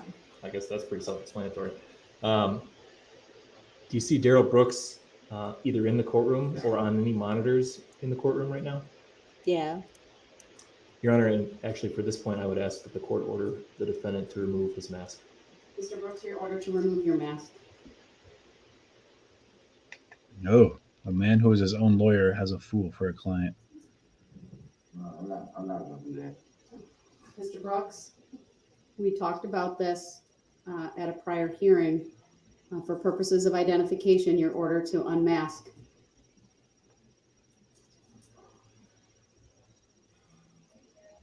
Thank you, sir. So now I'll re-ask that question. Mr. Runkle, do you see Darrell, the person you're talking about in the video, either in the courtroom or on a monitor in the courtroom? Yes. Can you tell us where? In the orange. On the monitor? Yeah, and I don't know Yeah. if his That's the record reflect the ex-girlfriend was witnesses pregnant identified. when he hit her with the car or not. The record will so reflect. Thank you, Mr. Brooks. You can re-ask. That little smile he gave just now. Let's hit play and He's in a resume room at by 3 minutes himself. and Yeah. 19 seconds. He's in his own separate little adjacent courtroom because he can't keep himself together. She's asked if he wants to come back in a couple times, but he just is not having it.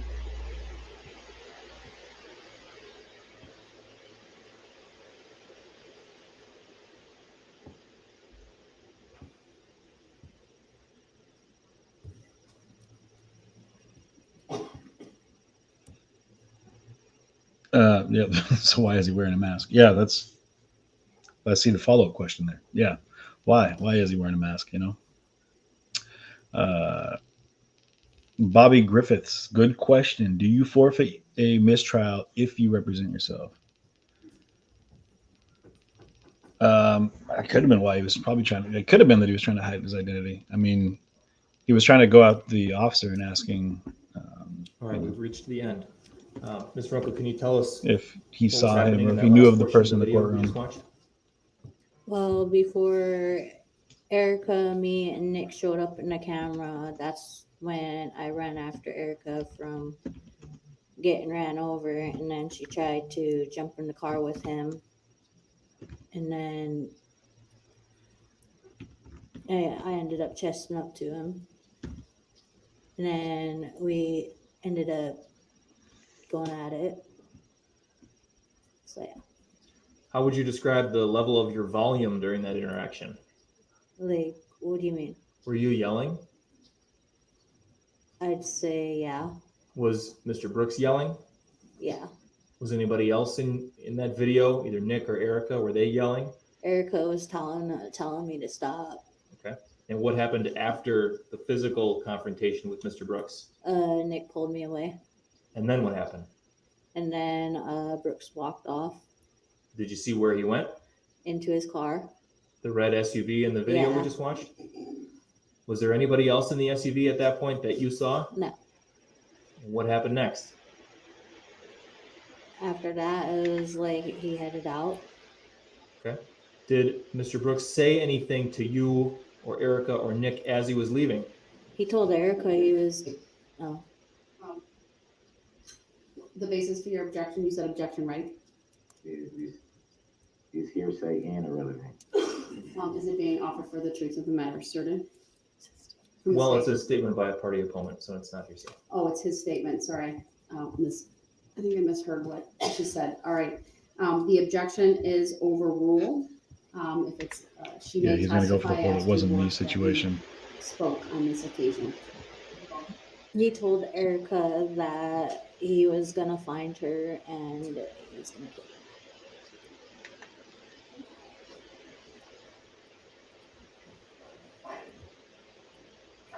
Could we pull up Exhibit 5 for the witness, please? You laughing right now?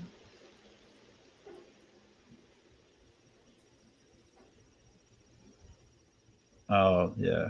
Riding Dirty Llama, man. Thanks so much. Appreciate it. Thank you very much.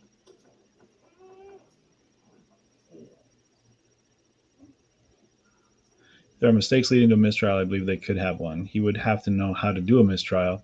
Yeah, the one thing he can't do is file a mistrial for ineffective counsel. Thank you, Volpe Fox, over on YouTube for that. We're waiting on that. Did you at any point come into contact with police or a police officer after Mr. Brooks left the scene that we just watched? I forgot what that guy was at, the little stoppers, like where it stopped everybody.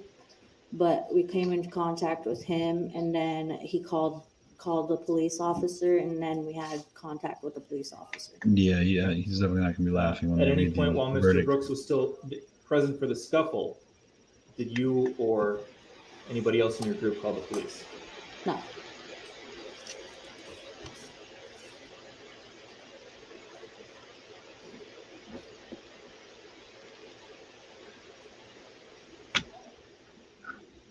I need to turn on the state table, please, for preview mode. No, he parked the car, backed it into a parking spot, exposing the front end with all of its damage, and then left on foot. I don't believe he had shoes on, and he had a T-shirt on, and knocked on someone's door and was using their phone, and the police found them on his front porch. All right, Ms. Runkle, I'm showing you on your monitor a photograph that's been marked as State Exhibit number 5. Do you recognize that photograph? Yes, Who's in that photograph? Erica. Erica Patterson? Is that an accurate representation of how Erica looked the night of November 21st, so after the Waukesha Christmas Parade? Yes. I move Exhibit 5 into evidence and ask to publish. The objection? Yep, on the grounds of that is hearsay. The objection's noted. It's overruled. I think it's Exhibit like 5 is received. 16 objections so far. I need a notepad out here. Were you with Erica Patterson the day before the parade, so November 20th? Yes. Did she have a swollen left eye on November 20th? No. I want to go back to the issue of police and whether or not you had contact with them.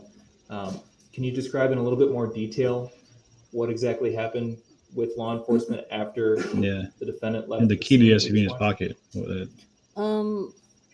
How can a photo be here? I'm not sure where we walked, but I think we walked straight down to the parade. I'm not sure, but we stopped at these stoppers where there was this I don't know what he's called. Yeah, they saw him driving. The officer saw him personally driving the vehicle, ID'd him. And he ended up we ended up telling him that what happened, that Erica almost got ran over.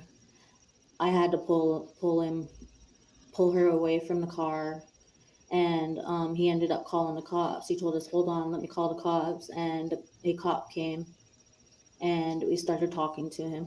Okay, but you don't, or do you remember the name of the officer that you spoke with? I do not. Okay.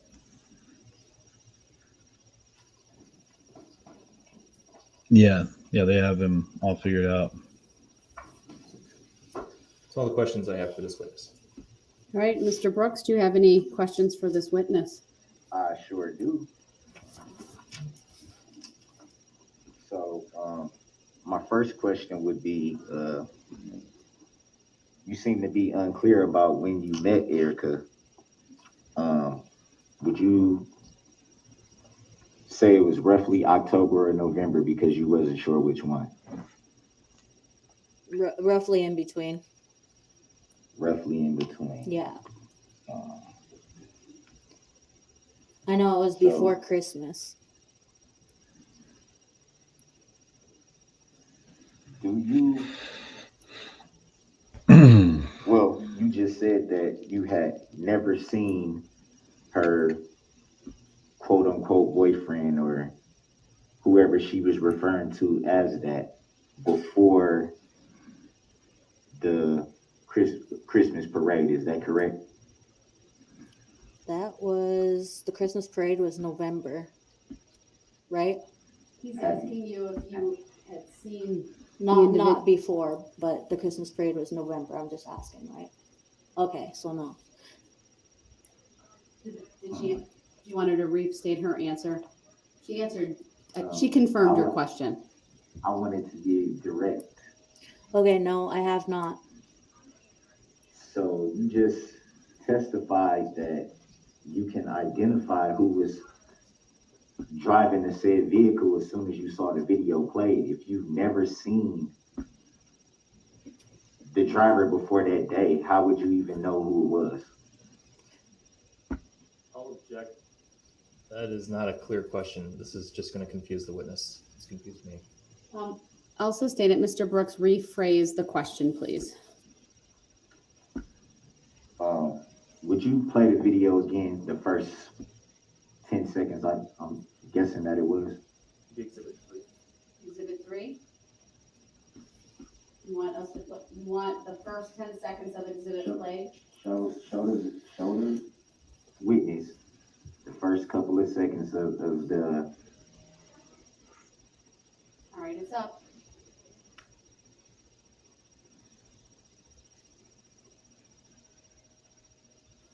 Yeah, You just she knows said, because she knows. Testified. Hold on, it's playing. You want it to stop now? Stop. Okay, You Play the just first 13 seconds for the witness. thank you. You just testified that as soon as you saw the vehicle come into the camera view, you said, "Oh, there's his car." How would you know whose car it was if you've never seen this person before that day? Do you understand the question? Yeah. Go ahead and answer. Because I was told that she was going to meet up with Darrell Brooks. She put some sass on that. And I'm sure Erica told her You it were was him told driving. this Yeah, you're right. There you go, directly Dana. from Erica. Yes. Did at any time she ever tell you what kind of car he had and what kind of car you would be meeting up with her with, quote unquote? No.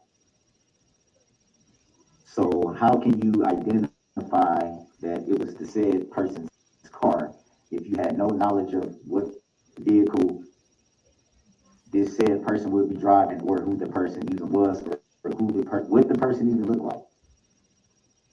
How would you know? Because I was told it was Darrell Brooks. Yeah. And so you were Objection. told I don't like that she just this name, poked a hole in my line of but questioning. you were able to identify the vehicle and the person on the first day that you ever saw them. Objection. Is that- Asked and answered. Asked and answered. Yeah, there you go. Let him finish his question. Yeah, I'm sure Erica was like, oh, he's about to meet me. And boom. Camera view, you immediately said on the record just a few minutes ago, "Oh, there's his car." Who is his? Who were you referring to? Darrell Brooks. And You. would be able to know that that was quote unquote Darrell Brooks just by seeing the car come into the view? Just say yes. Yep. I'll object based on an asked and answered question. Sustained. Mr. Brooks, are you trying to ask her whether at the Don't ask the moment question for him. in time she first saw the SUV, did she know who was driving? That would be a relevant question. Did you know who was driving the SUV that you saw? He can't even ask it the same way she just did. Not in court, but when you first saw it on that date. Yes, because I don't see why Erica would be talking to anybody else and getting yelled at by someone else. But did you know at She's that not moment having who was it. driving the car? Yes. Just there you go. How? Because I know How things. would you know that?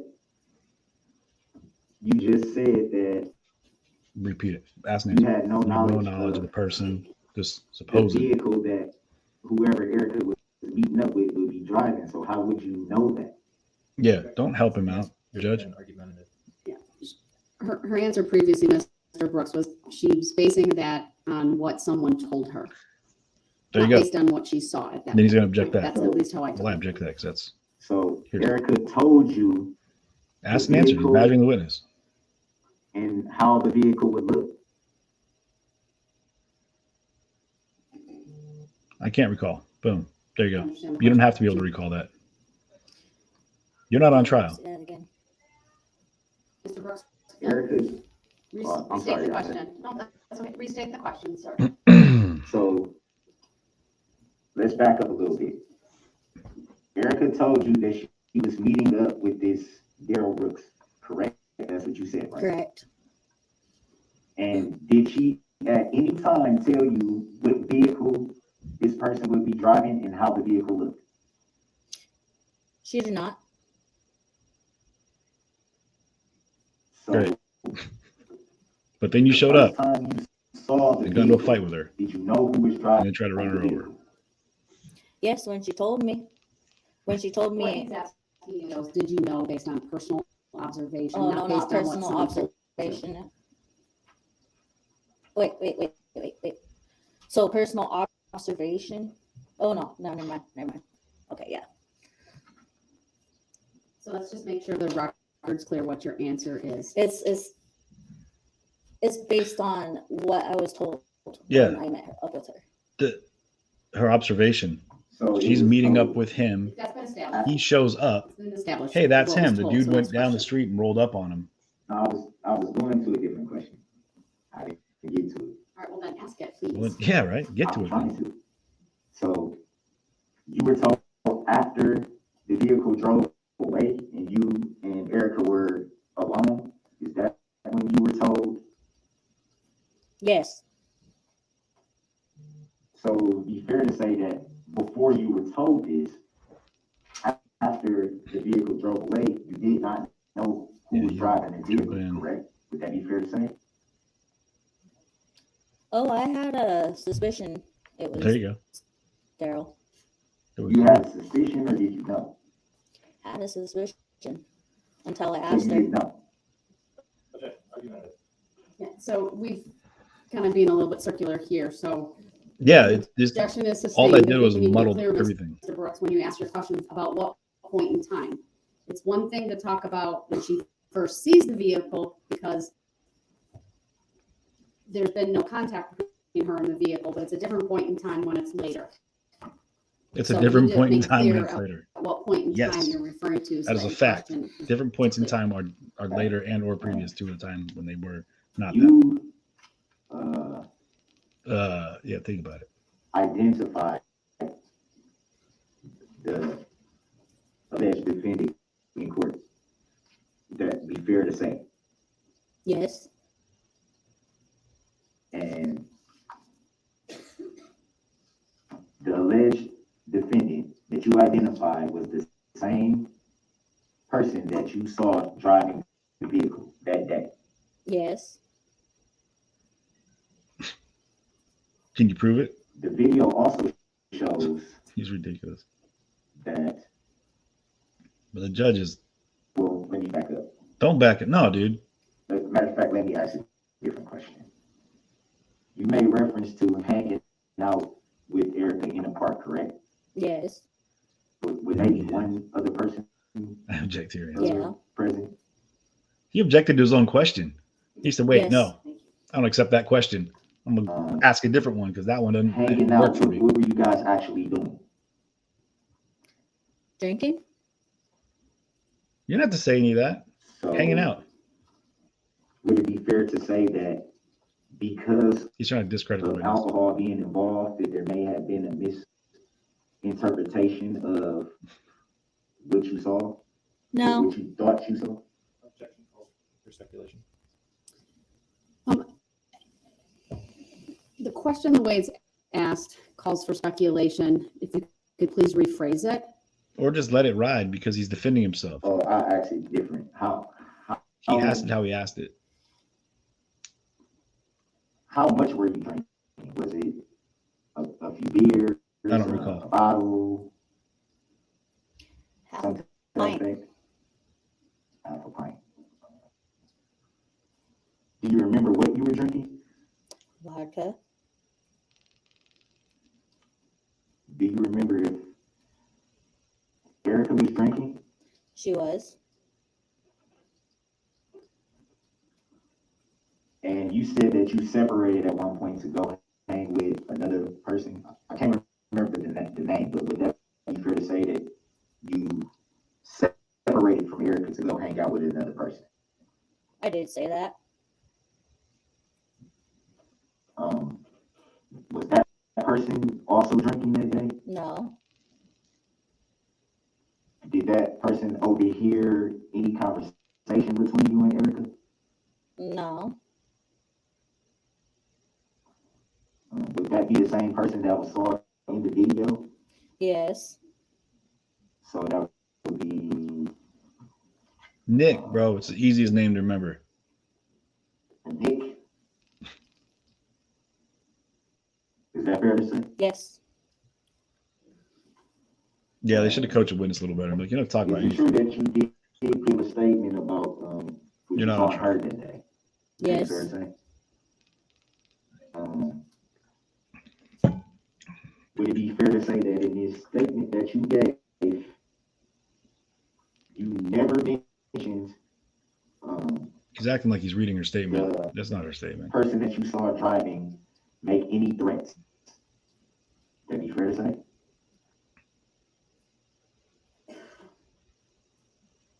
I never mentioned. Well, I have the statement right here in front of me. Would it be fair to say that the statement that you gave that day, that you do not say in your statement Yeah. that you heard any Speculation threats is when being someone else- made or Yeah. yelled towards Erica? Would that be fair to say? Possibly. So do you remember giving a statement? I remember giving a statement. Do you remember what you said in your statement? I do. So I'm gonna ask you again because I just asked. I have your statement in front of me.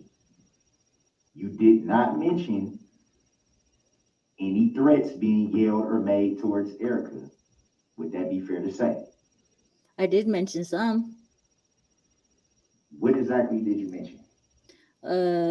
That you were yelling at her, saying that you were gonna kill her and to get in the car. And that's in your statement. Yeah. Yes. He's not looking at your statement. Would you like me to read your statement to you? Oh, is he? Yes. Oh, here we go. She said, You sure? Yeah, sure. So I'll check based on the procedure that the defendant is employing at this point. Sure. Mr. Brooks, there is a procedure. are you sure? I can have the state bring up her statement, I hope electronically, to show her. Don't do why don't help and this then- fool. We didn't have it. I don't think he had it. I'm calling You want bluff. to direct her to what part? You can ask her to review it, ask her if that refreshes her recollection, and then you can ask her a question. I think he didn't have it. Or even show Or unless her it's a that digital and copy. ask a Because he's direct acting like question he's about looking at it. But I being think that another when way. he's like, are you sure? Like, damn it. This is not it, right? No, they'll get it up. It just takes a moment. Okay, I'm sorry. See, he didn't have it in front of him, or he would have read it. But I guess he has to show it to her, and she has to read it, or actually agree that that's what is being said or read. Yeah, he's just walking her in circles, man.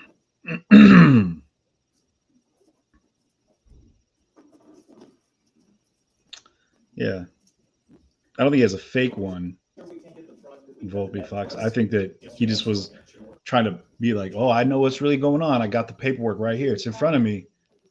Trying to intimidate her into being like, well, I don't know if I actually said that. Maybe I did. Maybe I didn't.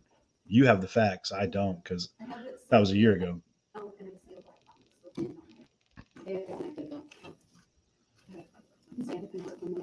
I mean, he might have a copy of it. I don't know. I just feel like he was just playing above. She seems pretty confident. Like, yeah.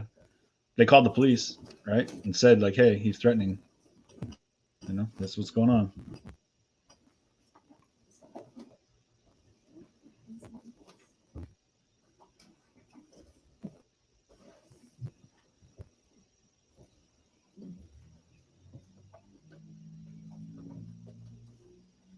Yeah.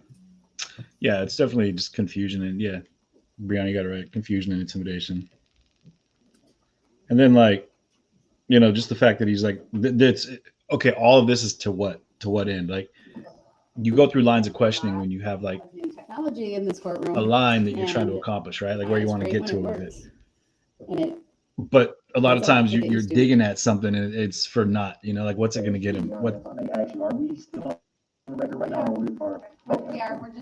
I don't think he had it in hand. I'm pretty sure he didn't have a copy in hand, but he was just holding paper that's there. Maybe it was someone else's. You know. Do you want me to mute you for a second? No, it's fine. It's fine. She said, I know you're going to, so I'll just mute your ass right now so you can get it out of your system. You're allowed to come back into the court so I can see everything. You have earned your right to come back. She's sir. offered you to come back. Back if you want to finish your questioning here. He's trying to come in and intimidate her. All right, we'll take a short break for you to do that. Oh, this guy's playing the game. Excuse the jury for a moment. Playing the game. As far as the cameras are concerned for that. So he's coming back into the courtroom now. So he's in an adjacent courtroom, and he's going to now come back. And now that he wants to get into the nitty gritty, like, oh, really? You want me to read you this paperwork? Now he's trying to pull that intimidation game. I'm going to say this, though. Our girl, Corey, man, she seems pretty stalwart, pretty solid. Yeah, he's trying to intimidate her, but she's kind of got that, like, she was the one that told him, like, she chested up to him in the beginning. She's the one that, you know, she was the one that, like, you know, shouldered up and like pulled, you know, Erica back, the girl, his ex, whatever, and was like, no, you're not getting in the car with him. And then was like backing him up and was like chesting up to him. And then, like, you know, be like, no, you're not gonna, you know. Then they got into a fight. I think they said they got into a physical fight, and then she was still like, then you know, police got called and they were talking about how the fact that she had to, they're bringing him back in. It's not frozen. They just had to bring him back in and get I think the jury has to leave while he comes in. Something on, because I don't know, maybe something like that. Yeah, it was physical. Yeah. So now he's saying, like, you know, it's in that point where he's going to a point where he's pulling the intimidation card. Now he's saying, like, oh, well, you know, like, is that really what you said? Are you sure you said that? But right when he did that, like, are you sure you want me to read it? Like, I dare you. Like, you dare me to read it type thing. And it's like, you know, it's just crazy that, like, at the judge is letting it ride. And I get it, guys. Like, we're saying that, like, you know, she has to cross her T's, dot her I's, do everything by procedure and, you know, protocol, blah, blah, blah. But at some point, if he asks a question or acts a question, and it's not asked the right way, sorry, man. You don't.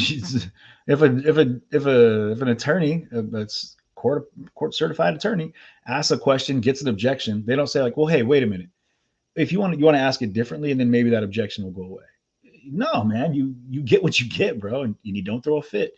But and I'll give him this, man, his manipulation game, and he's got the verbiage down. He's got a certain swagger to him where he's like, is it safe to say, would it be fair to blah, blah, blah, you know? But yeah, right, Terry, it just makes your skin crawl. Just a grimy, like, you know, the whole approach at this of him being more, you know, exactly, Blackheart, you're saying it right. Him being in the room is another, he's pulling the intimidation. have I earned the right to be back in here? She's asked him multiple times if he wants to come back, and he kept saying like, no. And then repeating the same questions. I mean, all this stuff is just, it's to a point where I mean, we all know what he's trying to accomplish. We've seen through it, but, geez, for plaintiff on the stand with a direct from defense, Darrell Brookson. Yeah.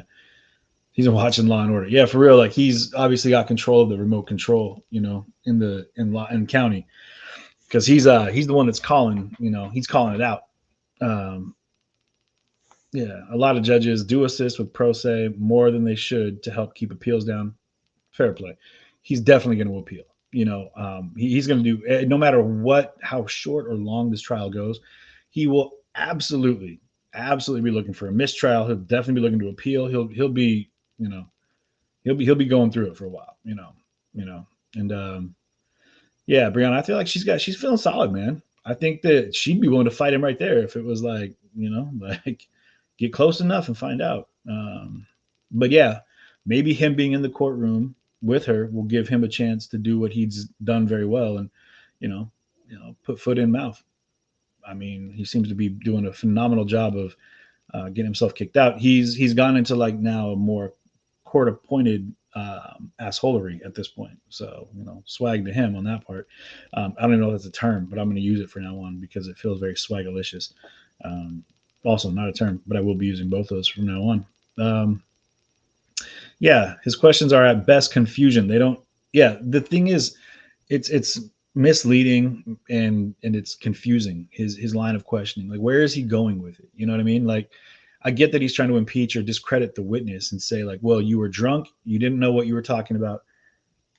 None of that matters. Like, there's video evidence of him pulling, so it's inconsequential. It has zero bearing on anything, and he's doing it just to drag it out. You got that right, Brenda, because really whether or not she knew who he was before he got there, she figured it out when he got there because she was nose to nose with him when she was chesting up, as she said, and then they got into a scrap, and then the police were called on Darrell Brooks. It wasn't like this this masked figure that he's trying to play, this anonymous person that just showed up and kind of missed it in and then missed it out, and they don't know who it was. Was it really me? Do you even really know if I was there? Do you even really know if I'm sitting here right now? Do you even know if I'm a real person? You don't know, do you? Because you can't touch me. All you're looking at is a monitor. You don't even know if that was that really me just talking to you in the other room? You don't know. Can you prove that it was me? That kind of stuff where it's like, come on, man. This is where the dude is just like, he's gone to a point where he isn't even, honestly, I can't say he gone to a point. He just started, and it's just like, done with his questions, man. Crappy line of questions. If he had some legitimate like vibe as to what he was trying to, like, okay, I see. But discrediting this is such a so then the one thing that's so in the middle of this, horrific pie are 6 counts of first-degree intentional homicide, 6 counts of hit and run that resulted in death, 61 counts of recklessly endangering safety, and then you've got 2 battery and 2 bail jumping. They're going to do exactly what they're doing. The prosecution's going to pick around the side. They're going to hit the crust, the outer crust. They're going to hit the little things, and they're building the case to get to the middle, that crescendo where he plows through a crowd of people at high speed, killing 6 of them. So yeah, they're going to pick at it. This guy he's going to be blowing his load on efforts to discredit a bunkmate for his ex-girlfriend that he beat up, that they called the police on him for doing after he ran her down. And at one point, I believe it's the same girl that he was in jail for hitting with his car, that his mom bailed him out for $1,000 to get him out as he was out on bail for hitting her with his car. So all of this discrediting, were you drinking? Were you not? Were you drinking? Were you not? No, it doesn't matter. And it's sad because she doesn't even have to answer that. You know what I mean? She doesn't have to say word one. Like, I don't recall. Well, you need to. No, I don't recall. Neither. I couldn't tell you. I don't know. Why? Maybe I was, maybe I wasn't. Maybe I woke up and drank. Maybe I didn't. I don't know. Couldn't tell you. Then before we bring out the jury, if But we his need to talk efforts to procedure discredit her or by Attorney asking, Mitchell, if there what was were you something drinking? you wanted to address. What is he going to go into like a scientific breakdown of the effects of vodka on a think certain there may have person's been body? Like, come some on. misunderstanding. But the on judge, the yeah, nature to of her this credit, statement in Jeanette is doing a. This witness provided doing a statement to a police detective who then She's wrote doing a a good police job. report. And I don't like that she's kind of statement. helping him out a little The bit, but I proper get that she's got to method do at this certain point for the things. defendant would be to confront her by orally quoting from that, asking if she said or didn't say these things. To show her this statement isn't we're not refreshing her recollection. She didn't write this. I see. So I didn't know that, There we go. but that certainly makes a lot of sense. The cameraman said, Mr. Brooks, did you hear what Attorney Mitchell just said about the procedure? Is it a way to verify that is in fact procedure? Just to be clear for the record. yeah, read a legal book, dude. Can we verify it? Google I it. had referenced earlier that I thought you were trying, we might be showing her the statement to help refresh her recollection, but I don't have any of the statements in front of me, and I wasn't aware that it's the police report that may be referenced as written by someone other than this witness. She wrote a statement apparently, but the police report is a summary of her statement. Yeah, a summary of her statement. So how it You'd have to that kind of subpoena. that kind of makes it problematic though. You could probably see what I'm getting at, Your Honor, by if it's a summary of what she said. do you have the statement do you have a written statement of hers? Yes, I'm trying to get back to it. Okay. I got a lot of stuff coming up. Oh, wait, here we go. I thought you had the written statement. I thought you had it in your hand. I'm about to read it. And you just misplaced it when you were moving. I'm telling you guys, you didn't have it. I suggest that Mr. Brooks Playing a game on that one. read directly from the statement the portions that he's asking the witness Yeah. and ask her if she did or didn't say those things he's reading. Exactly. Boom. Watch him not be able to find it. Well, I don't have that in front of me. Does the state have it available to put on the monitor if he's having difficulty finding his copy? Sure. Let's do that, please. Because he didn't have it. I told you. The last part, I'm sorry. I knew he It'll didn't be on have the it. monitor in front of you. Oh, we can, yeah, there you go. Volpe you can't Fox. find- Hit me up. Email me. This is I'll be the, heading up to Green Bay at some point, probably the next 2 weeks. Got family up there now, so I'll definitely hit you up, grab a bite. See, he didn't have it. I told you guys. Sorry. But I called that one. Yeah. why don't you read Now he's that like, oh, but to yourself I'll and read see it if to you that right helps now. You formulate really a want me to question. do it? Yeah, he was bluffing. This fool. Now he's reading it for the first time. Now he's like, oh, shoot. Okay. Well, maybe she did and didn't say it. This is the epitome of wasting time. Either he's really, really smart and he's doing this because he just wants to waste time. Like, oh, man. I think I left it in the other courtroom that you guys had me in timeout in. Let me go get that. But he didn't have it. This fool. He didn't have it. You need to scroll down a little bit. She's telling him, stop it. Now she's kind of clowning. She's trolling him. She's like, do you know how to use a mouse? This part you push, this goes. Yeah, that's how that works. Do you need that? Do you want any part of this shown to the witness? No. No. Yeah, I want to go to that top part that I read first. What part did you read? Actually, I think we were talking about he doesn't need to refresh. I don't think it's been established he would need to refresh her recollection yet. She's testified from her memory. So you can use what's in this statement, sir, to formulate questions on cross-examination. And you can use leading questions. So at this point, I don't need to show it to her, but you can ask questions. We'll bring the jury back out and you can continue. Would this be left up for me to see though? Wow.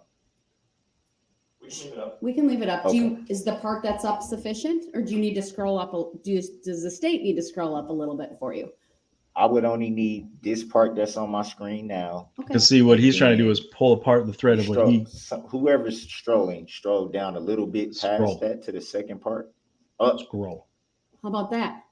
You should be able to see both parts now.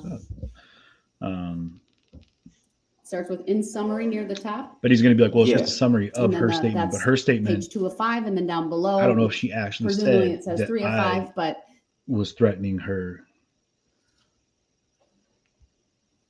There's no felony bail I'd jumping like and to 2 bring the counts of jury battery. out, so let me know when The you're 2 ready. counts of Okay, battery I'm on ready. his All girlfriend right, that let's same have the day. jury brought back in. And if that's the case, Mr. Brooks, you're they're doing going for the very, very Good job, smallest bud. of a small. I'm coming up with questions and following the process, and I appreciate you asking to come Volpe, back thanks so over much. here. I got that. Good looking out, and I'll definitely hit you up. Yeah, so he's going to be like, well, but and again, where does it go? To what end? What's he hoping to accomplish with that? You know. Oh. Put the mask back on, bro. People can see your face. He's saying that he might have been exposed to corona, but he refused. They said they didn't have a rapid test, and then they asked him if he wanted a rapid test, and he said, no, I don't want to take that, because he wanted to put it out. And they wouldn't know until Friday the results of his test. So he's doing us a favor, them a favor, by wearing a mask, just in case. But he is fully vaccinated. He also said that. Oh, I'm just saying. Oh, good for him. Pull out that part that says he was yelling at Erica. State can redirect and pull out that part that says he was yelling at Erica. There you go. You know, he legit probably going pro se is the best thing he can do, because he will have to do all the things that an attorney would do. But really, what is anyone going to say that's going to help him in any way, shape? No witness is going to say anything that's going to help him. You know what I mean? He has no witnesses of his own that I know of. But if he does, I'd be curious to find out what they're hoping to accomplish by testifying. And the fact that, you know, he did what he did. There's no question about it. But is he trying to play that wasn't really me driving the vehicle? Can you prove it was me driving the vehicle? The first officer, the sergeant, said, I saw you because you drove past me holding the steering wheel. I could tell you what the look in your eyes was. I identified you like a police lineup. That's grounds. I looked at you and saw you driving said car. All right, thank you, everyone. Please be seated. Other people saw you driving said car. Right.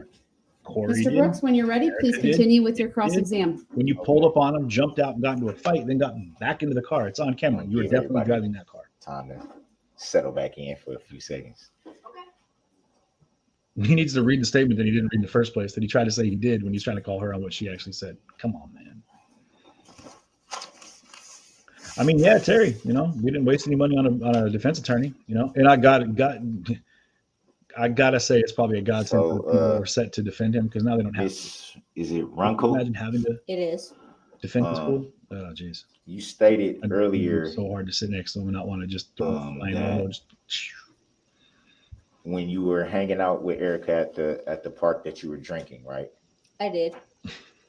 And you also stated that you guys separated and you went to go hang out with someone else.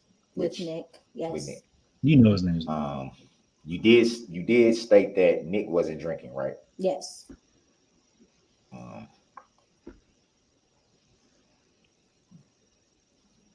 So I want to ask, earlier when I asked, I think you were asked by Attorney Whitchild if you heard any yelling or anything being yelled at Eric, or I'll forget how you phrased the question, but did you hear any yelling or anything directed towards you guys? And do you remember what you said? I heard that you were yelling at Erica, telling her to get in the car, and that you were gonna kill her. That was you were gonna kill her was after the fact that you headed out, but that's probably not what you're asking. Everybody's trying to help him out. The fact of you were yelling at her, telling her to get in the car, was the time when you were around. Oh, I mean, sorry, Brooks was around. Brooks, you. No, isn't Brooks or you? You said you, and then you said Brooks. Brooks. But you did state that you had never seen Brooks before November 21st of 2021. Would that be fair to say? Right. And you also did say that you had only heard of him through Erica, correct? Right. At any time, did you ever observe any phone conversations or interactions between Erica and Brooks? I'm allowed to answer that. He's just asking you whether you have, not the content of any of those. I have. No, you Would it can't. be fair to say that you knew a lot of details about their relationship? Would that be fair to say? I did. What is specifically did you know before November 21st, 2021? That Mr. Brooks, objection. sure you want to ask that question? Think about some of the pretrial rulings I've made. Let me rephrase that. Okay, good idea. I'm sorry, I'm new. Don't laugh about it. You're a piece of garbage. You murdered people, dude. Sorry. So You killed people. in your statement I'm laughing here. Sorry. that I'm looking at right here on the screen, it I'm new to says this. Yeah, well, it is Runkle, right? Yes. I don't want to first and mispronounce last, your name. right? It says Not getting out of it. Runkle further stated that she heard Brooks telling Erica he was going to smash her face in and that he was going to kill her. Yes. That I didn't I'm sorry. Don't apologize to him. Is that what you heard? Yes. So you didn't hear what you just testified to hearing, No. or did you hear what I just read to you I heard that after you were leaving. after? When you got in Not the that car, what you you just were read. leaving. I heard that after I'm gonna you were find you. leaving. I'm gonna kill you. You do know that this is your statement that I'm reading from, right? I do. We've established that, and this is argumentative. Sustained. Rephrase. I'm trying to figure out which one did you hear. Well, we don't care what you're trying to figure out. Ask a question that's legitimate. Did and you then- hear the I'm going to smash your face in, or did you hear what you previously said? I heard what I heard. Well, I heard when you were sitting there arguing with her, I heard that. Ooh, she got those. Who is the you you're referring to? Oh, I'm sorry. Brooks said that when he was arguing with Erica. I said Brooks and he. You. And you claim that it says right here, but Is that what it through says? knowing Patterson, she did know that Brooks was Erica Patterson's boyfriend. Did she ever tell you that Brooks was her boyfriend? She said you were, or I'm sorry. She said Brooks was her ex. Boyfriend. Ex-boyfriend. That's the ex. I'm a little confused You by are. the statement and then the testimony right now. Objection, that's not a question. Yeah. No one cares if you're confused, dude. Shut up. Move on. Sustained. Mr. Brooks, you need to formulate a question for the witness. Did you okay? ever hear, Bailiff in the man, back. this Shut is up. coming from your statement, Runkle stated that after a short dispute between her, Kirby, I guess that would be referring to Nick. Yes. After a short dispute between her, Kirby, and Brooks, she saw Brooks get back into the red SUV and heard him saying something to the effect of, I don't swear, so F you, effing bees, you're dead. Did you at any time hear anything like that? Yes. So when you just testified, why did that part of your statement never come up? Why did you Because- never say that? Because it's Because part it of her probably statement. wasn't brought up they said it at was a that summary time, of her but statement. it's in my memory. So Yeah, there you what go. all exactly did you hear? Oh, Jesus, man. Everything she just What you Hold were on, saying. we heard you say at this time? Like, the question's not What clear. all- What what time frame? you Who are we said. talking What about? did you hear him When- say? What you said, Because in the video is but it's when clear you heard the first that- part of what he said, when you heard that, Hold on, go back to your question. I didn't mean for you to not ask it. I just want to make sure I understand. did he just say I don't swear? Specifically, who you're asking this witness Okay. about statements that were made. I'm asking about who she said was the individual driving the vehicle. Well, it's different than what you just asked. So if you Well, want to change and because go you to that, just that's gave- fine. Yeah, there you go. Clarified it Right. a little bit. So What exactly did you hear coming from the individual who was driving the vehicle? I swear I don't swear. I'm sorry, can we just clarify at what point? Yeah, we're talking about? Exactly. he's not At the dumb. point that I'll give him that. um, He's just a you, piece of trash, but he's not dumb. I guess I would refer back to the video at that point that we saw on the video. So what point of the Yeah, video? right. There's lots of points. It was many minutes long. Roughly, I'm not. I think it was Can you describe what part of the video you want? the part of the video. The part of the video when that she testified to, where she said she had the green gloves, and So she was in the standing. beginning She was of the standing in. video? No, it was like towards the middle. She was standing in the street. Go to the She video. said she had Pull a the green gloves. timestamp, bro. That's what you I have to think do. somebody That's asked your her responsibility. which one was she? Right. They're not I the remember guessing that. what it With the was. green That's gloves. your job, bro. I That's remember that. At that point, we all remember when she said the green gloves. did you observe anything being said out of said vehicle? Did you hear anything I'll be back. being yelled or screamed or anything like that at that point? Well, before I showed up, I heard yelling. You heard yelling before you showed up. Yeah, because like before I showed up into the video. So how far were you down the street that you were able to hear what was being said?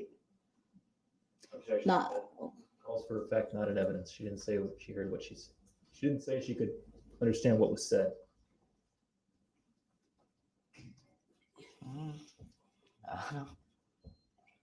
She can answer the question. I'm going to overrule it. I understand what the state is saying, but I think he's trying to establish where she was at that point in time. So go ahead and answer. no, where okay. I was right where you pulled up the second time. Are you sure you know what I was asking? It was not entirely clear to maybe all of us, but I was trying to give you some leeway. So I knew you understood where I was going with that.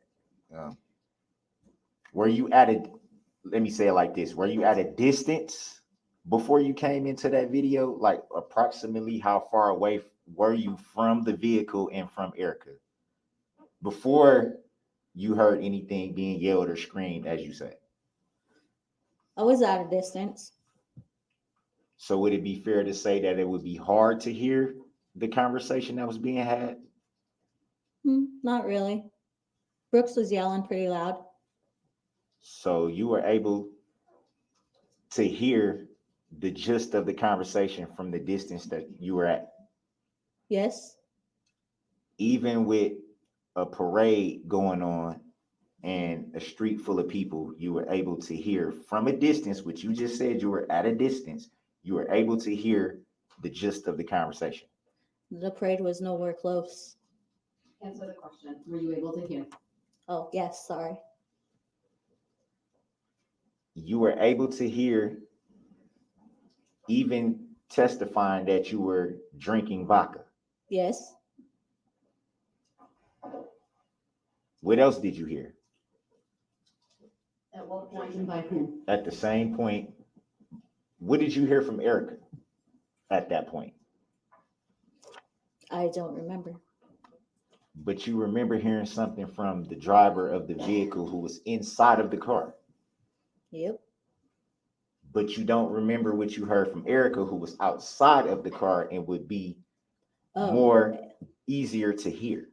Okay. Thank you for being specific at that. I You're welcome. remember Erica sitting there telling me that she wanted to go. So she was telling you that from you being at a distance. No, she was right next to me. That was when she was walking towards. She said, "Come on, let's go." At what point was that? Because you just testified that you were at a distance. Objection, argumentative. I'm also going to object to the manner in which this defendant is asking this witness these questions. He's intentionally misleading her. He's trying to confuse her. Mr. Brooks, the purpose of cross-examination is to ask questions that are relevant, test her credibility, other things like that. It gets to be a little confusing. I'm drinking vodka. the times Obviously, you maybe were a talking about the little vodka. I missed argumentative. that. I don't have all the reports in front of me, so I can't say whether it's Now she's messing with him. I misleading wish or I missed not. something. But ask a direct question. You're able to ask leading questions so that she can answer directly. Be as specific as you can, time, place, circumstances. It's helpful for all. I mean, the video is very clear that, But you can't testify right now, right? You But can't make an Lisa- argument about the video. So your opinion about it right Yeah, now, she's got the- that's not I wanna- appropriate. I want to, Close enough to hear you, asshole. I don't know what he said, but yeah. For the record, the objection was sustained. And yeah, this is the most ridiculous line of you questioning. made It has a nothing reference to to do being, with anything. It's well, not going to get him a reference anything to at all. chesting up with the That's some driver of bullshit, the yeah. vehicle. He ain't trying. What He was is said confusing. at that point between you and Sorry, you ain't who you wrong. were chesting You're up not with? wrong. Well, I'm not gonna go back to that, but I was sitting there saying that you shouldn't be hitting a woman. No, Brooks should not be hitting a woman. Why did she keep breaking And herself? Run it. Brooks was saying that Erica Patterson is not a woman. Why did she Are keep you going? sure that's Brooks? what you heard? At that moment, when you were chesting up, in your words, Yes, you sure that's what you heard? yes. You just asked and answered. What then happened from that point? Are you sure? Then we started brawling it out. Oh, me and Brooks started brawling it out. Why did she keep saying me and Brooks, man? Me and you and What do you I. mean by brawling it out? We started fighting. Threw a couple punches. I threw a punch. Brooks smacked me.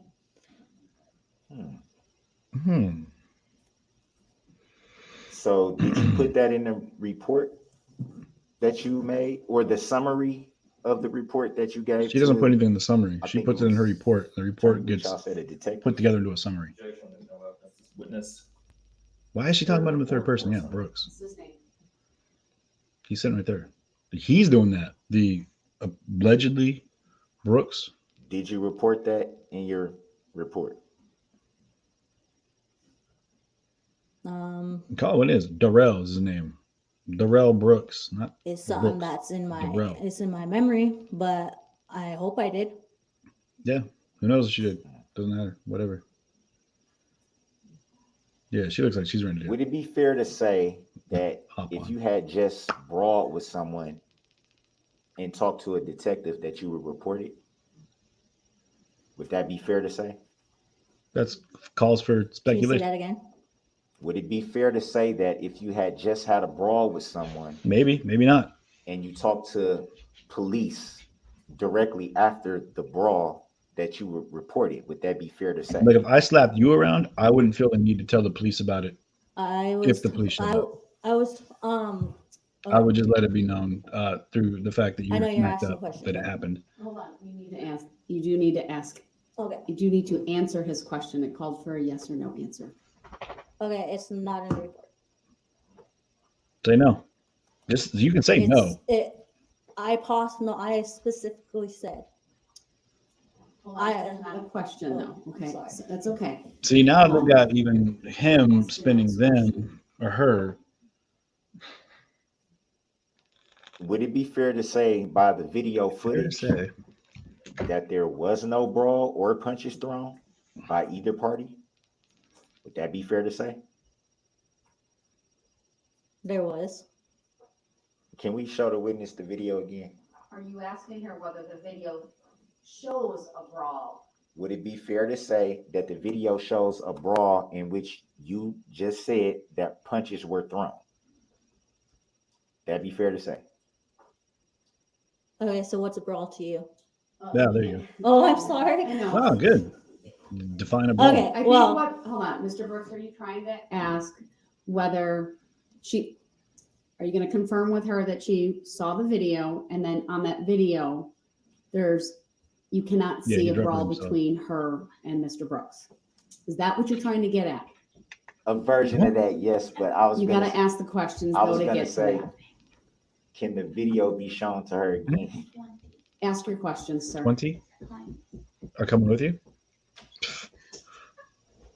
Babe, you're not gonna. You're gonna be busier now than you were would it before. be fair to say That's that a awesome. brawl was not depicted on that video? Would that be Start fair scheduling them. Lock them in. I can't until I know when I'm at my stop. I don't I have know insurance. what's depicted. Can you see it in the video? Is that what you mean? Yes, You what? That's what I mean. yes, I can see it. And all my drugs. Yeah. Yeah. I say You have a busy couple days. it was just like a push, looks like a push, but it was a smack.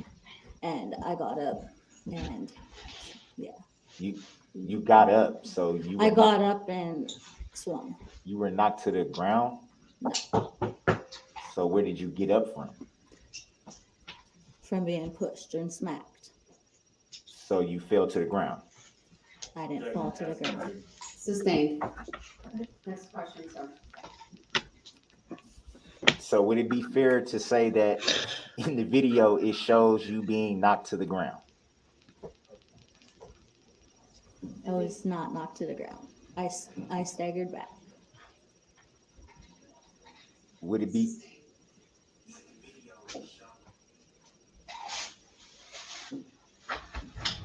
I got kind of thrown off. You'll need to make sure their phones and other electronics are not toggled. Would it be fair to say that the video does not show you being knocked to the ground at any point?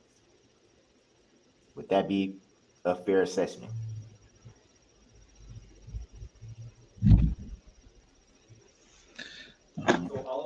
Relevance. Can we just hear them by you talking? Can't hear everything they're saying. She just said she got knocked to the Can we just be ground. done with that? I don't know what you mean, Anna. Yeah, I mean, She said she got up. I'm sorry. She said she got up, which would constitute being, if you're not collected knocked to the ground herself, or regained her down, composure. Words here, Mr. Brooks. I'm sorry. It's okay. No, she was clear. I think she clarified what it meant by getting up, and it might mean something different to you than it does to her. But we need to keep going. So what, can I ask what is getting up? What does getting up mean to you? Dude, this is a Bill Clinton Stagger thing. back. That depends on what your definition of So is. it would be fair to Come ask on, you man. then, does the video show you staggering back? It does. Does it show you being, as you called it, smacked? It does. Can we show her the video again? She's already seen it. Play the video. They've already seen it. You asked the question. To the jury or to her? The way she sees it is the way she sees it. You could be peeling a banana and she could say that felt like she got smacked. Let's publish it. Okay. It's up to you to prove that didn't happen. That's the burden of responsibility is on you, fool. Like, man.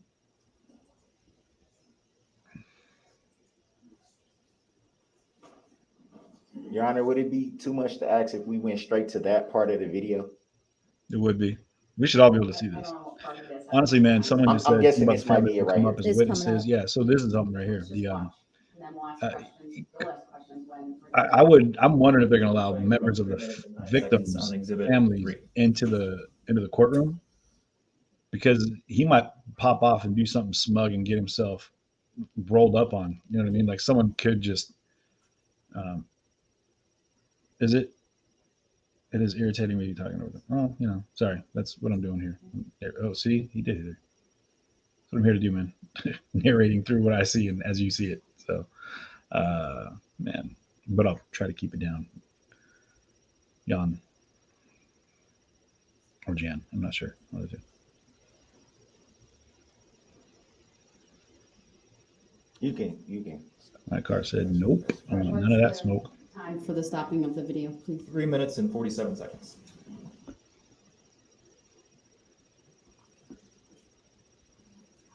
All right. Your question for her then, based on that? My question would be, Right? just viewed the video again. That'd be fair to say. I did. At any time in that video, Yeah, that's what's happening. Were you CJTV. in fact smacked and staggered back? True that. Can I tell the exact time? If you know, yes, go ahead. At 3:23. Can we see 323? Can we?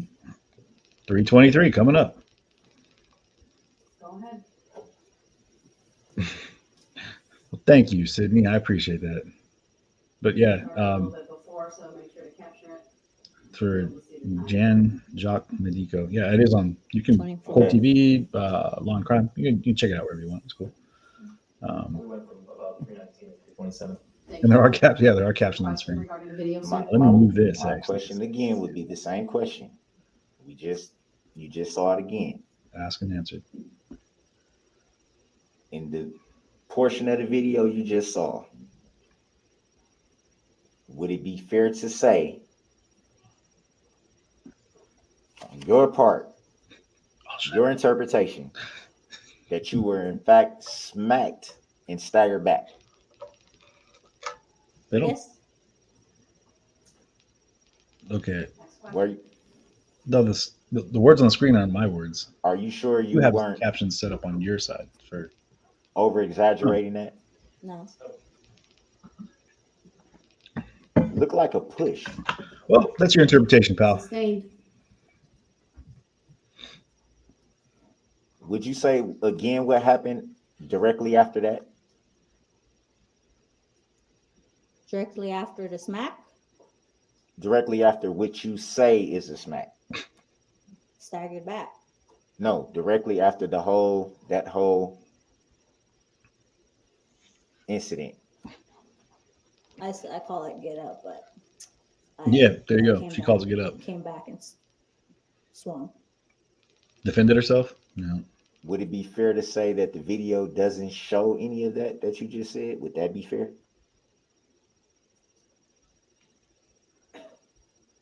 It shows it somewhere. Okay. So would it be fair that you're saying your interpretation of what you just saw would constitute a brawl, as you say, or brawling it out, as you say? Hold on, Ms. Brooks. I've given you a lot of leeway on this topic. Man. What's the relevance of all of this at this Thank point? you, I think finally. You made your point What's the about what relevance? happened No, and that's what didn't, and Asked, what's in the answered, gathered, video all of and that. what's Yeah. not. And jury can ultimately decide that. You can argue it later on to the I'm jury. sorry, I thought this. Where are we going? Supposed to object to that. Any more than she's supposed to help you ask questions? I'm a little confused about that. I need the questioning to kind of She's the circle judge. back She to controls what's this. relevant for the trial. Well, I thought it was relevant because of what the video is actually depicting. And that video is going to speak for itself. It's been an exhibit. Yes, it And does. so you've asked a lot of questions about it. So let's move on. Under 906.11, that's my authority. I'm telling you to move forward. Thank you. Next Drop line the- of Did you questioning. hear anything The After mama hammer on the- it. Yo, it's as in you my say, courtroom. brawling That's it why. out? Did you hear anything coming from the vehicle? Was anything said to you directly coming from the vehicle at that point?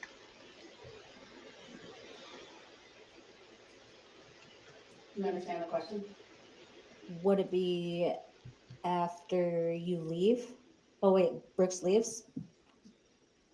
Or I when was Brooks gets clearing what in? I just asked after the brawling it out. But you asked directed at her, and then you said anything from the vehicle. So that's a compound question. So you need to be specific. Did you hear anything after the brawling it out, as you say? Did you hear anything directed towards you?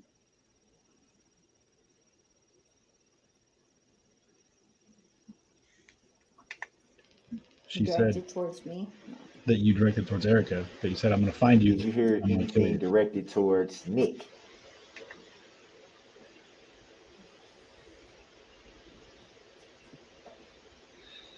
I remember something being said.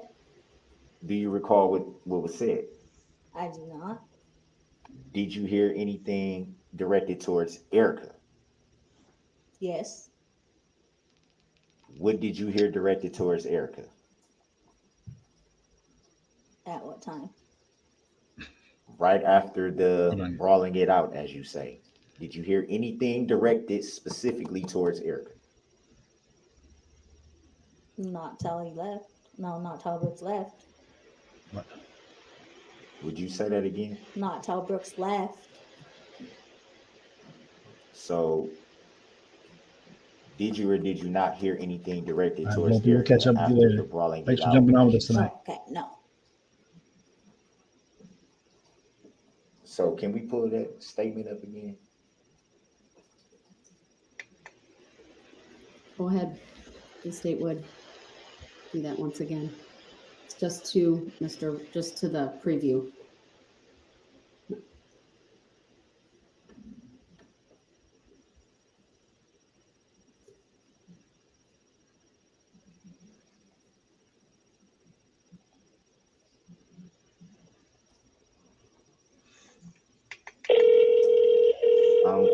I'm reading directly from the statement.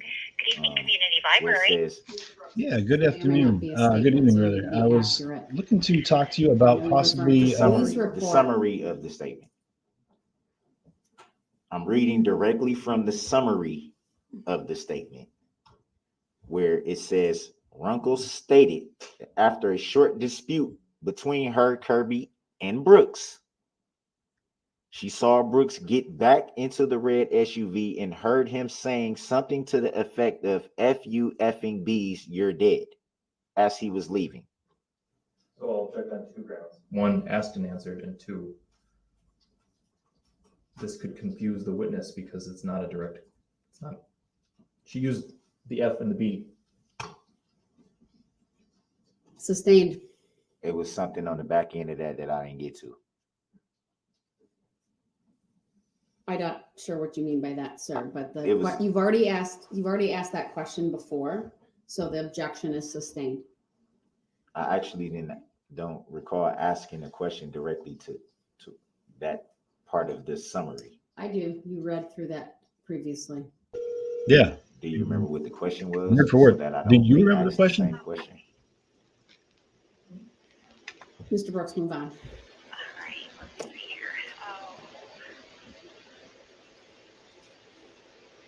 Did you ever hear something to the effect of "F you effing bees, you're dead"? I did. At what point did you hear that? While Brooks was leaving. Okay, thank you. So that would it be fair to say that you heard that after the brawling Yes. it out? Yes. Thank you. That's a little confusing. So That's not a question. You're I'm attempting to about to testify. ask a question. You If I can't can do get that. to it, Ask your question. But you also can't mischaracterize the testimony or the evidence up to this point. what do you mean? In your questions, you can't mischaracterize prior testimony or evidence. You have to be accurate. So I'm trying to be, but it's what's your next question, sir? hard.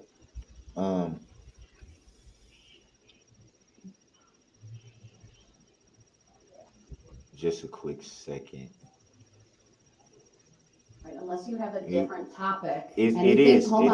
Anything related to this, what's in the summary, the questions regarding what she heard or didn't hear around this time, we've gone through that. You've gone through it. Under 906.11, you need to move on and ask a new line of questions. I was trying to, if I can get to it. Most of the day would be 8 hours. This part of the summary that I'm You guys close looking it at for? now says Runkle stated Okay, that that'll she did see pictures of Brooks following the Christmas parade incident via social media, and Runkle confirmed that was Brooks was the I don't know, it looks kind of Okay, got some mark on my screen. one last thing, I just want to get a phone number from you. Okay. Yeah. I couldn't read Okay, it. I'm ready. 206 427 I think there's a question. 0167. I didn't get to it yet. Okay. object All right, to and the what we'll need ongoing you to do commentary with is lack of when any you get here questions. tomorrow morning, first And thing, I'll sustain that come over to objection. the help desk, because we have to have you sign our sheet for the meeting room. Have you ever used Oh, I the do meeting have a room question. before? No, I have I not. do have a question. Okay. You said that you had known We can Erica set up chairs and tables. roughly since you were We can help you. roaming up at the women's don't shelter. have- Would that be fair to say? Yeah, it's the setup fair. from you right now. But how many? Do you have any idea why she would refer to you as Corey Gray? Because I go by that. So how well or how close were you, would you say you guys were? Close. Close, like hung out all the time, every day. Yes.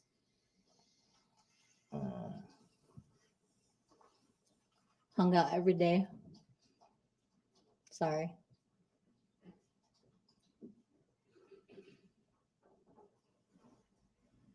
And do you know of any time before November the 21st of 2021? Do you know of any time before that Erica mentioned to you anything about the relationship that she had with Brooks outside of what you learned that day? Can you say that again? At any time before November 21st of 2021, did Erica ever confide any information to you before that day? She did. What was the nature of the information? It's not allowed to be brought up. Oh, She's referring to a pretrial ruling that she's aware of. Yep. So you want to rethink asking that question, sir? Otherwise, I'm going to allow her to oh, answer hit it. him with it. What pretrial? Yeah, it's all good, guys. I don't mind. If anyone needs to call me, text me, whatever. No, I'm not. That I'm good. Are we both I'm on privy board. to the same But I had to, trial procedure? whatever he's talking about.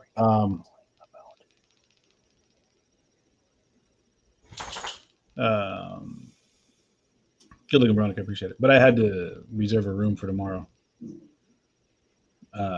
so that I Do you want her to answer could that question, or do you want to move on? I want to move on. to All right, cover I'll the strike that question from the cover the record. case We'll tomorrow. So, disregard the question. but yeah, sorry. Yeah. Anyway.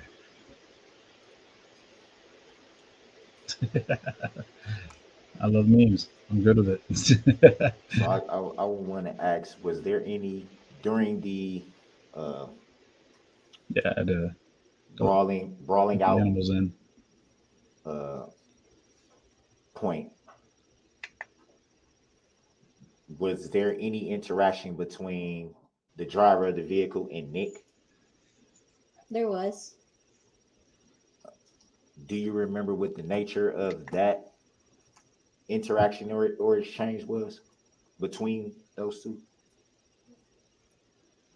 I don't know. I just remember Text, man. jumping in front. My room bookings are not relevant to this case. Do you recall any threats being made towards Nick or from Nick towards the driver of the vehicle? Oh, I do. Shoot the shot, right? Overruled. She may answer. I do. Do you remember what was said And specifically? he's going to object himself. Not specifically, but I remember Brooks getting mad because Nick was coming to Erica's rescue. Right along with Corey. Me. Do you recall any knife being involved in any of that situation No during that knife. exchange whatsoever? No knife. Were you aware that that was He pulled his knife. why police was responding Yeah, hey, to thank that you. incident? I did not. Stars are appreciated, y'all. Did you at any time have a knife during that incident? I did not. Do you know if Nick had a knife during that incident? He did not. Do you know if Erica had a knife do you know if Erica had a knife during that incident? She did not.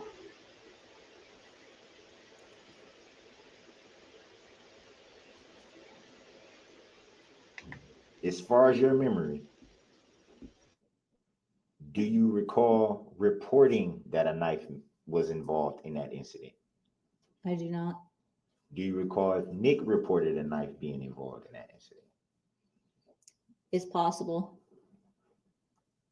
Do you recall Erica reporting that a knife was involved in that incident? I do not.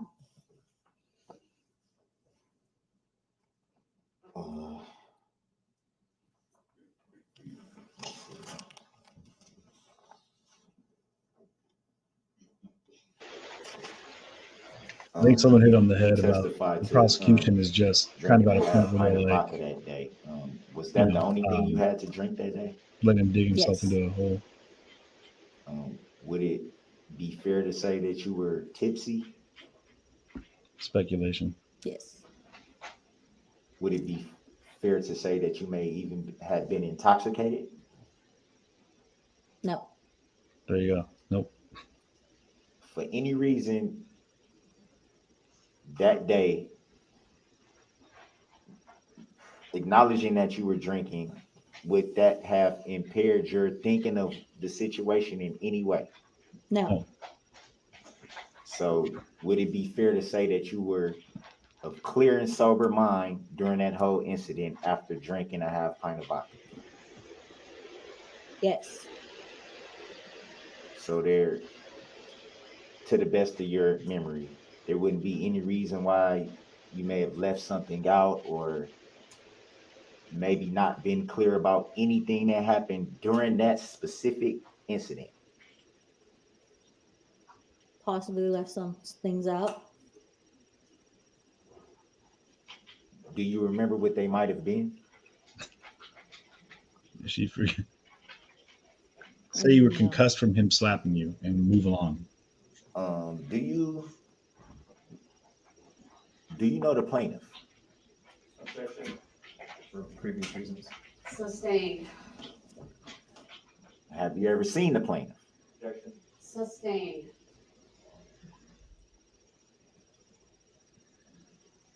Have you ever had any interaction with the plaintiff? Was there something pre-trial Sustained. about referring to him as No further questions. Darrell Brooks? Is there? Very, very briefly. Your Go Honor. ahead. Ms. Runkle, you met with Detective David Van Els to provide a statement on November 22nd of 2021. Do you remember that? Yes. That's accurate? Representing Yes. himself. Okay, you remember telling se. Detective Van Els, when he was asking you about this incident, that when you arrived, you heard Darrell Brooks telling Erica Patterson that he was going to, quote, smash her face in and that he was going to kill her, end quote. Yes. Okay. Do you remember telling Yes. Detective Van Els that as you saw Brooks get back into the red SUV, you heard him say something to the effect of, quote, fuck you, fucking bitches, you're dead, end quote. He I can do. swear. Okay. During your cross-examination, you repeatedly referred to a person as Brooks. The person depicted in the video, Exhibit 3, the person that you chested up to, is that person in the courtroom? He is. Can you point him out for us and just very clearly tell us where he's sitting, what he's wearing? You want me to point? Yes, please. All right. He's right there and he's wearing orange. I'd ask the record to reflect that the witness has identified the defendant. It will. And I have no further questions. Ah, she saw through the Thank mask. you. Oh, Thank you, ma'am. You may step you down. tried so hard. Man. Well, son of a gun. All right, Judge ladies and gentlemen of the halfway to a jury, car this will be already. an excellent stopping point for us this evening. Thank you Man. for your patience this evening. I do need to go through one instruction with you. Do not begin your deliberations and discussion of the case until all the evidence is presented and I have instructed you on the law. Do not discuss this case among yourselves or with anyone else until your final deliberations in the jury room. This order is not limited to face-to-face conversations. It also extends to all forms of electronic communications. Do not use any electronic devices such as a mobile phone or computer, text or instant messaging or social networking sites to send or receive any information about this case or your experience as a juror. If you come in contact with the parties, lawyers, interpreters, or witnesses, do not speak with them. For their part, the parties, lawyers, interpreters, and witnesses will not contact or speak with the jurors. Do not listen to any conversation about this case. Do not research any information that you personally think might be helpful to you in understanding the issues presented. Do not investigate this case on your own or visit the scene, either in person or by any electronic means. Do not read any newspaper reports or listen to any news reports on radio, television, over the internet, or any other electronic application or tool about this trial. Do not consult dictionaries, computers, electronic applications, social media, the internet, or other reference materials for additional information. Do not seek information regarding the public records of any party or witness in this case. Any information you obtain outside the courtroom could be misleading, inaccurate, or incomplete. Relying on this information is unfair because the parties would not have the opportunity to refute, explain, or correct it. Do not communicate with anyone about this trial or your experience as a juror while you are serving on this jury. Do not use a computer, cell phone, or other electronic device, including personal wearable electronics, application, or tools with communication capabilities to share any information about this case. For example, do not communicate by telephone, blog post, email, text message, instant message, social media post, or in any other way on or off the computer.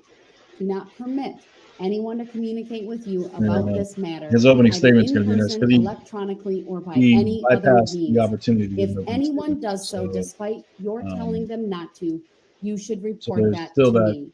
I appreciate that it is tempting when you go home in the evening to discuss this case with another member of your household, but you may not do so. This case must be decided by you, the jurors, based on the evidence presented in the courtroom. People not serving on this jury have not heard the evidence, and it is improper for them to influence your deliberations and decision in this case. After the trial is completed, you are free to communicate with anyone in any manner. These rules are intended to assure that jurors remain impartial throughout the trial. Covering everything. If any juror has any reason to believe that another juror has violated these rules, you should report that to me. If jurors do not comply with these rules, it could result in a new trial involving additional time and significant expense to the parties and the taxpayers. You are to decide True the case that. solely on the evidence Nicole, offered not received. yet. Hopefully they'll tell us to With start that, time. you are excused. I will provide information to Pete and Mike shortly as to what time we will start back up tomorrow. Thank you. All rise for the jurors. So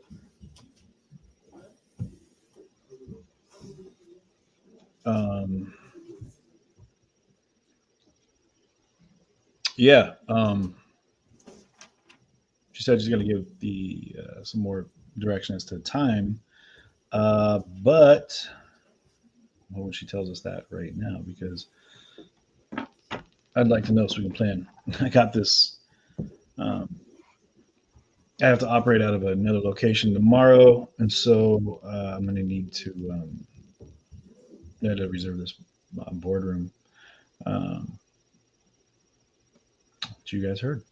So, but it's not available. Mr. Brooks, I want to commend you for a couple of things. Number one, asking to come back into the courtroom. I really appreciate that. I appreciate you being here. I think it runs much smoother when you are here, assuming you follow all the rules, which you have done a very good job at this afternoon. I also want to commend you on cooperating with the process even before you were brought over here. You were respectful, but you also made appropriate objections. You asked questions on cross-examination.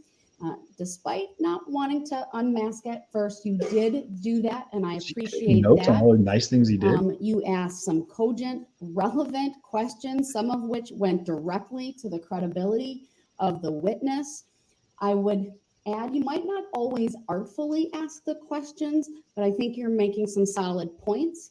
And I would encourage you to keep prepping, to have What is questions happening right written now? out based on the materials that you have.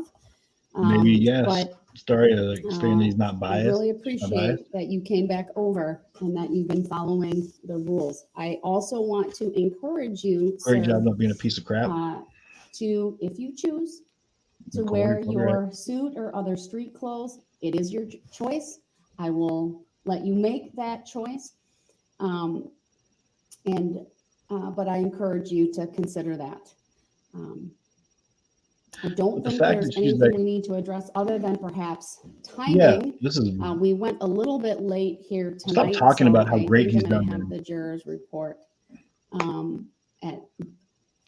I tell them we're gonna bring them into the courtroom at 9. That usually means a little bit earlier with their protocol. We'll still start at 8:30 to address any housekeeping items at that point in time. Is there anything the state wants to address right now or any record you want to make? No, Your Honor, thank you. Mr. Brooks, anything you want to address right now or any record you want to make? No, just thank you for giving me a chance to come back in. I appreciate what you said. It works well when you're here, sir. I hope we Just continue say this. something very, very quick. I was waiting for my COVID results to come back before I feel comfortable getting back dressed up. So I kind of just prefer to just stay in the orange right now. All right, that's your choice. They said I should be having the results Tomorrow. hopefully by the time I get back. I might know something. If not, I'll know something tomorrow morning. So that would be a big influence on. Okay, fair enough. Not only it'll be a big influence. influence, you killed 6 people. Let's not forget that. Sometimes you stand, sometimes you Your don't. friendly It is something I'd like bullshit to is go just you back being to, a friend. especially as it Thanks for relates being to polite. the jurors. After you It's out of killed 6 respect for people them. and put So I dozens will other in the be hospital. doing an all rise for when the jurors I'm not looking past that, man, enter for 2 and seconds. exit. Thank you for not being a complete piece of And shit just while you're given some of sitting our there asking logistics, questions. I'm not looking for an all I'm not rise praising for your when I questions. They went enter right to the heart of at the all. So matter, my and they jokes are were, aware of that. But for the that's, credibility of the it for witness. You don't need today. to coach Good him night, up on what everyone. We'll his. see everyone at 8:30 I'm tomorrow. not talking over. What about the credibility do you need to talk about? You don't need to talk about how great his questions are. He needs no praise. He doesn't need to have somebody give him the go ahead attaboy that, hey man, you're on the right line. Keep doing what you're doing. Those questions are going to help you in the long run as far as working on chipping away at the credibility of these witnesses. Bro, you fought to defend yourself. They tried to give you attorneys. Up until the other day, they were full on like giving you attorneys until they finally were like, the judge said it. This isn't the 11th hour anymore. This is the 11th hour, 58th minute at this point. But they finally granted it. Go ahead. You want to go pro se? The attorneys got up and walked away. Boom, done. You're on your own, pal. Figure it out. You got access to whatever you have access to. Ask the right questions the right way because that's what you decided to do. You've chosen now to be your representative, your own representative. I would imagine that if I'm deciding to I've had to do this in a situation like in a civil court situation where I didn't have an attorney and I was, it's this restraining order thing I was working on. And I had to learn how to ask these questions the right way. I didn't ask some questions the right way. I didn't present some evidence the right way. And it wasn't admissible. And I wasn't able to talk about it. I wasn't able to bring in these witness statements and these other things that I was like, oh, I didn't know I was supposed to do it that way. Well, you were, and you didn't. So tough shit. That's exactly how it went down. That's how it went down. They just were like, well, that's it. And it worked out the way it worked out, which didn't work out the way I wanted it to, which, I feel it should have, but it didn't. Whatever. It is what it is. But honestly, Assistant like District Attorney Zach Wichow and the defendant Darrell Brooks appears in person in custody. I'd also like the record to reflect that he is appearing in jail attire today. He's also wearing a mask.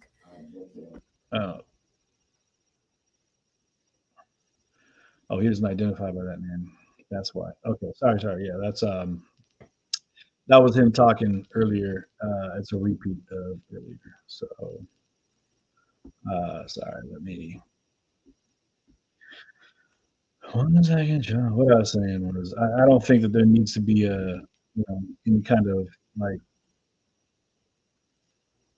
we're talking about attaboys for doing what he's supposed to do. You know what I mean? Which is not be an asshat, really. So he,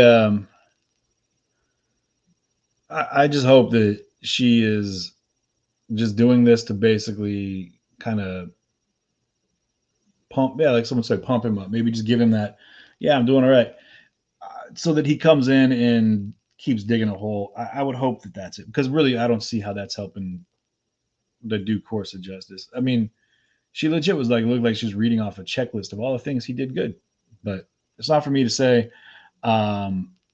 It's where she's at. Man, it is what it is. Blackheart, we'll definitely catch in. Barry, you're right. I'm going to object to myself talking anymore. Been sitting here for 10 hours now. Longer than that, but 11 since before. But here we go. Moving into tomorrow, we already see how this is going. We see how it's been going. How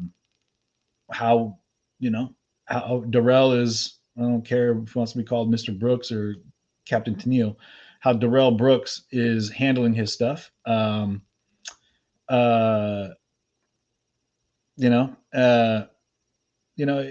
Stephanie was just, his way of, she was just trying to keep him from screwing up more due process and flow. But yeah, so I'm going to give her the credit of being an intelligent individual. Obviously she's earned her spot. She's wearing the robe. So, moving into tomorrow, guys, I appreciate everyone being here. Share the stream if you guys would, please. Tomorrow we're probably going to start a little late, just because I don't have access to where I need to be until right around start time. I think that 9 o'clock. They say that they're going to go over some pretrial stuff, some housekeeping stuff at 8:30. I don't know if they're going to televise that, if they're not going to start until they bring the jury in, which I think will probably be close to 9 o'clock. But if that's the case, then I probably won't start until a little bit after that, just because I have to get set up and get things going. So that being said, I appreciate everybody for joining me this evening. My thoughts, prayers, and love go out to everyone in Waukesha that was involved and or affected by this horrible attack on this parade. And I hope that this court proceeding will bring closure. I hope that this will be some peace that people deserve after what's happened. And I hope that you guys, and I'll put it out there, don't get swaggered in, or however you want to call it, just by the sincere and sweet sentiment and gesture of this man sitting in the courtroom right now. He's had a year to prepare himself for exactly what he's doing, coming off the wings of the reason he's in jail right now, which is that he drove his SUV through a parade, a Christmas parade, and killed 6 people, of which an 8-year-old little boy was included. Grandmothers, families were ripped apart because of this man's actions. Dozens of other people were in the hospital that were in critical condition, and we saw the video earlier of just one of the victims, just one, the little girl who had her kidney detached, her pelvis shattered. She was on life support for 2 weeks. Just horrific stories of what happened because this guy decided to drive. He didn't just pop a half block and then take off. He drove multiple blocks, block upon block upon block, accelerating through people. I want to make sure that we're very clear about the person that we're talking about right now. Okay. This isn't just an accident. The dude didn't nod off at the wheel. You know what I mean? He didn't, he hadn't worked back to back shifts at the hospital, and on his way home, happened to careen into oncoming traffic. This guy careened into pedestrians that were marching, Dancing Grannies, a school marching band. There were children dancing in the street. So I'm personally very, very upset about this case, and having gone down there myself right after it happened and see it with some other folks from our team, and looking at the scope of what it was, the destruction there. There was the chaos and the rubble that was left behind of strollers and lawn chairs and children's shoes and the blood in the street. It made me nauseous. It made me sick seeing what was left behind by what this man has done. So I don't care how and I will make jokes throughout the case. I'm going to laugh about it. I'm going to make, whatever I have to do. to get through it, because it's what I have to do. And you're here with me watching. That's cool. And I appreciate that. If it's not your flavor, you guys can go straight to the source. I'll give you links to other spots that are streaming it, whatever you need to do.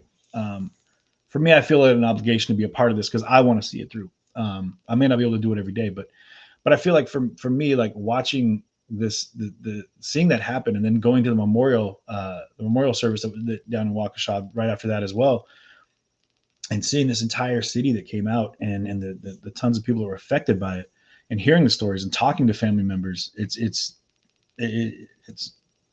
hard not to look at this individual and just, you know, hope the worst. You know what I mean? And I don't say that often, man, but because I've gone through my dark times, you know, and I wasn't the best person, but and there's times where I wish the worst on myself. But looking at this person, like, man, that was no accident. You didn't accidentally drive through that crowd, man. So, you know, he didn't get released. No. That was day one. We have a court. We got time ahead of us. So, again, much love. Appreciate you guys being here. He drove over people. Yeah. So, yeah. And the footage is so bad that you can't even watch it. Like, I had my videos taken. We edited the footage that we had directly after the attack. And even that was too graphic, and that got taken down. So, make no mistake, like, what he did was horrific. It was just straight up evil, like heinous. They're not putting it down like, oh, he was just a drunk driver. You know what I mean? He was just drunk. Didn't even know he was hitting people. He swerved around. He intelligibly swerved around other vehicles and then accelerated through people. I'm just going to say it how it is. You know,